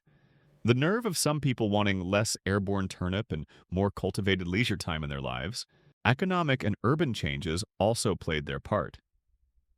As cities like Amsterdam grew even larger and more anonymous in the later 18th and 19th centuries, The effectiveness of public shaming as a tool of personal reputational ruin arguably diminished somewhat. If your honor was destroyed in one neighborhood, it might be easier, though still not simple, to disappear into the vastness of the city, or move to another town and attempt to reinvent yourself. Something that was much harder in the more tightly knit communities of the 17th century, where everyone knew your grandfather's cousin's dog's name. New forms of social control related to industrialization and the modern state also began to emerge. The decline of these peculiar rituals was therefore a gradual process, not an abrupt cessation. Some forms lingered longer than others. The stocks and pillory might still be found in rural villages or smaller towns well into the 19th century, long after they had disappeared from the main squares of major cities like Amsterdam. Public announcements of bankruptcy, a form of financial shaming, continued for a very long time. But the elaborate theatrical and often physically brutal public shaming spectacles of the Dutch Golden Age slowly faded from common practice. For a quirky and rather symbolic tidbit about this decline, consider what happened to the actual physical instruments of shame.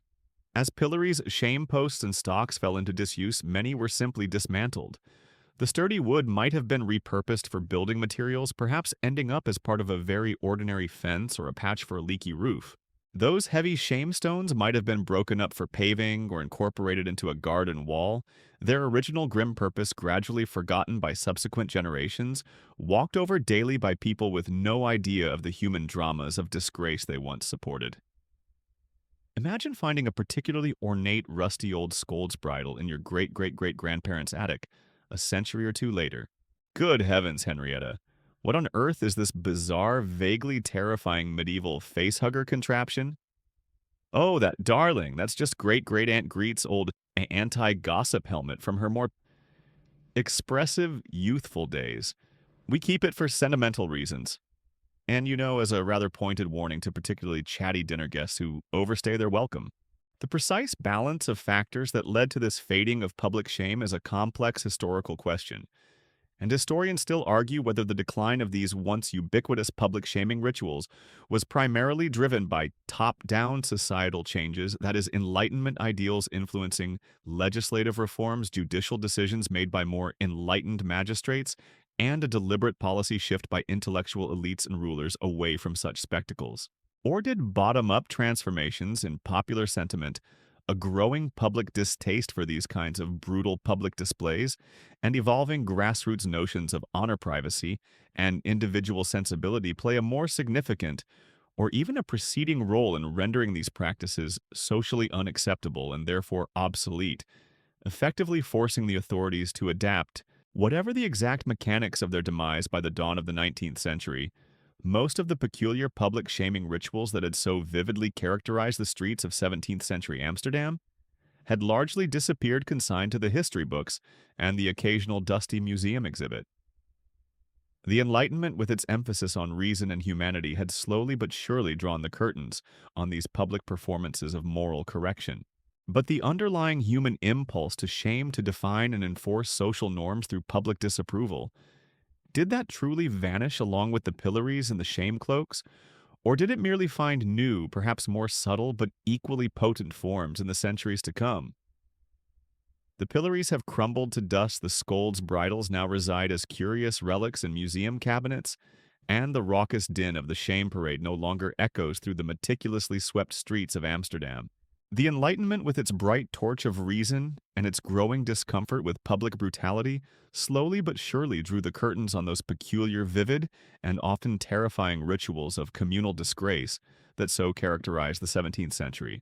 But as we stand here at the end of our journey through those shadowy lanes of public humiliation, a rather unsettling question arises: did the human impulse to shame, the societal need to define and enforce norms through public disapproval, truly vanish, along with those iron masks and wooden collars? Or has shame merely shed its old skin to reappear in new, perhaps more insidious forms in our own enlightened age? The desire to belong, to maintain a good reputation, to avoid the sting of communal condemnation. These are deeply ingrained human instincts. Shame in its essence is a fundamental social emotion, a powerful regulator of behavior that helps to bind communities together and reinforce shared values.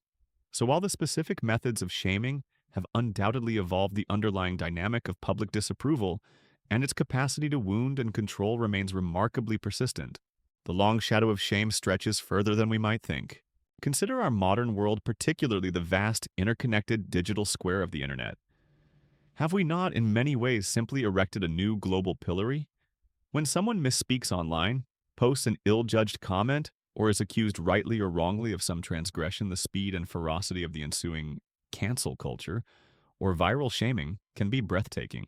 Online mobs, often cloaked in the comfortable anonymity of avatars and usernames, can descend with a righteous fury that would make a 17th century Amsterdam crowd, enthusiastically pelting an offender with rotten vegetables, look almost quaint and well-mannered by comparison. Back then, if you profoundly messed up, you might end up in the stocks for a difficult afternoon with some decomposing local produce as your new unwelcome best friends. Nowadays, you make one ill-advised tweet before your morning coffee has even kicked in, and you can find yourself digitally pilloried, deplatformed, and professionally obliterated by the entire planet before your sustainably sourced breakfast avocado toast has even had a chance to properly digest. Progress. Well, it's certainly faster. The sinful signs of old, those physical markers of disgrace, find their modern echoes in viral memes, derogatory hashtags, and the digital scarlet letters that can brand an individual indefinitely. The public square is no longer confined to the dam or the marketplace. It's now any platform where information or misinformation can be shared globally in an instant. The crowd's verdict is delivered not by jeers and thrown refuse, but by likes, shares, scathing comments, and the swift, brutal efficiency of online ostracism. And banishment, that finds its parallel in being deplatformed, doxed, having your private information released online, or becoming so socially radioactive that friends and colleagues abandon you, effectively exiling you from your digital and sometimes even physical communities.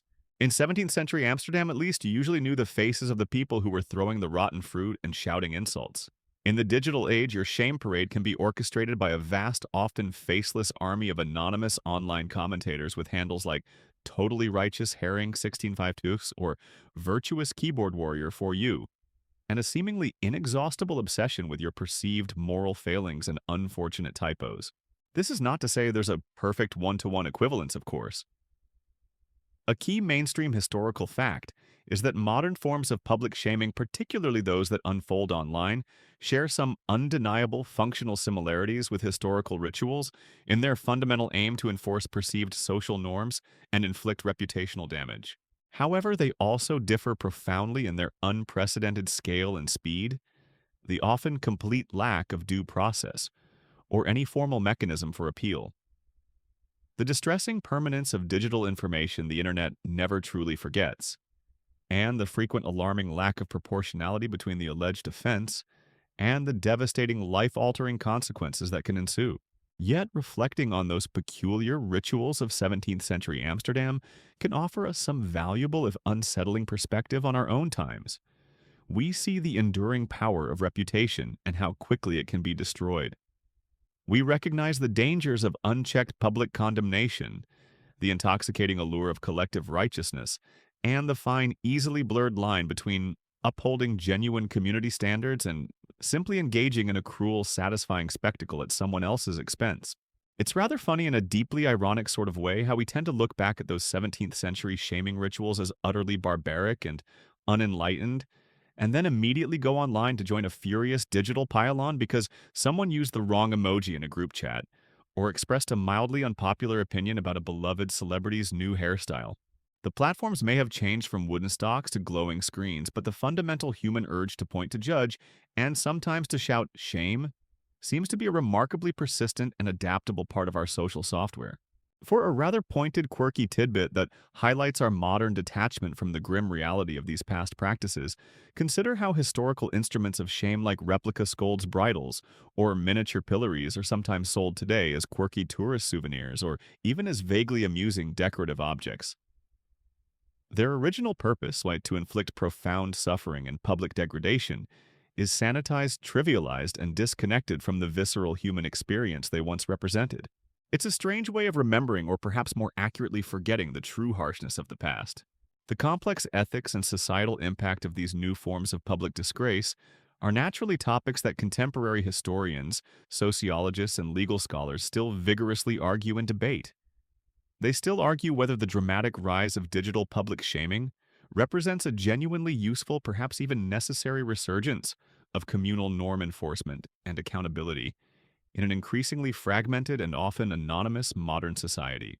Or does it primarily signify the emergence of a dangerous new form of unregulated, often disproportionate, and easily manipulated mob justice that poses a significant threat to individual rights, chills free expression, and ultimately lacks the albeit deeply flawed and often brutal procedural safeguards, community context, and theoretical possibility of eventual reintegration that even the harsh rituals of 17th century Amsterdam, sometimes at least in principle aimed for the peculiar public shaming rituals of Golden Age Amsterdam, with their stocks and bridles, their shame posts and mock parades, may have faded into the historical mist.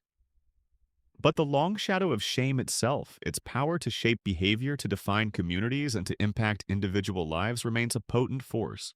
Understanding their world, their methods, and their motivations gives us a clearer lens through which to examine our own and to reflect on the enduring, complex, and often uncomfortable relationship between society transgression and the timeless human need for both justice and compassion. And as the last ghostly echo of the shame bell fades from the canals of your mind, and the image of the crowd dispersing from the Dam Square dissolves into the quiet of your room, the cobbled streets of 17th century Amsterdam, once alive with the stark theater of public disgrace, now settle into a peaceful, moonlit quiet in your thoughts. The judgmental eyes of the crowd have softened, the harsh cries of condemnation have faded into the gentle murmur of history. You can almost feel the cool night air of that bygone era now cleansed of the immediate sting of shame, leaving behind only the faint lingering scent of old stone canal water, and perhaps a distant memory of wood smoke. The peculiar instruments of infamy, the stocks, the bridles, the shame posts now stand silent. Their purpose served their lessons, absorbed. There's a sense of release, a quiet understanding that even the most rigid of societies, the most public of trials, eventually give way to new perspectives, new ways of being. Let the stillness of those old Amsterdam squares, now empty of accusers and accused, bring a sense of calm to your mind as you drift towards sleep. The long shadow of shame finally receding into the peaceful darkness. End of script. Sweet dreams.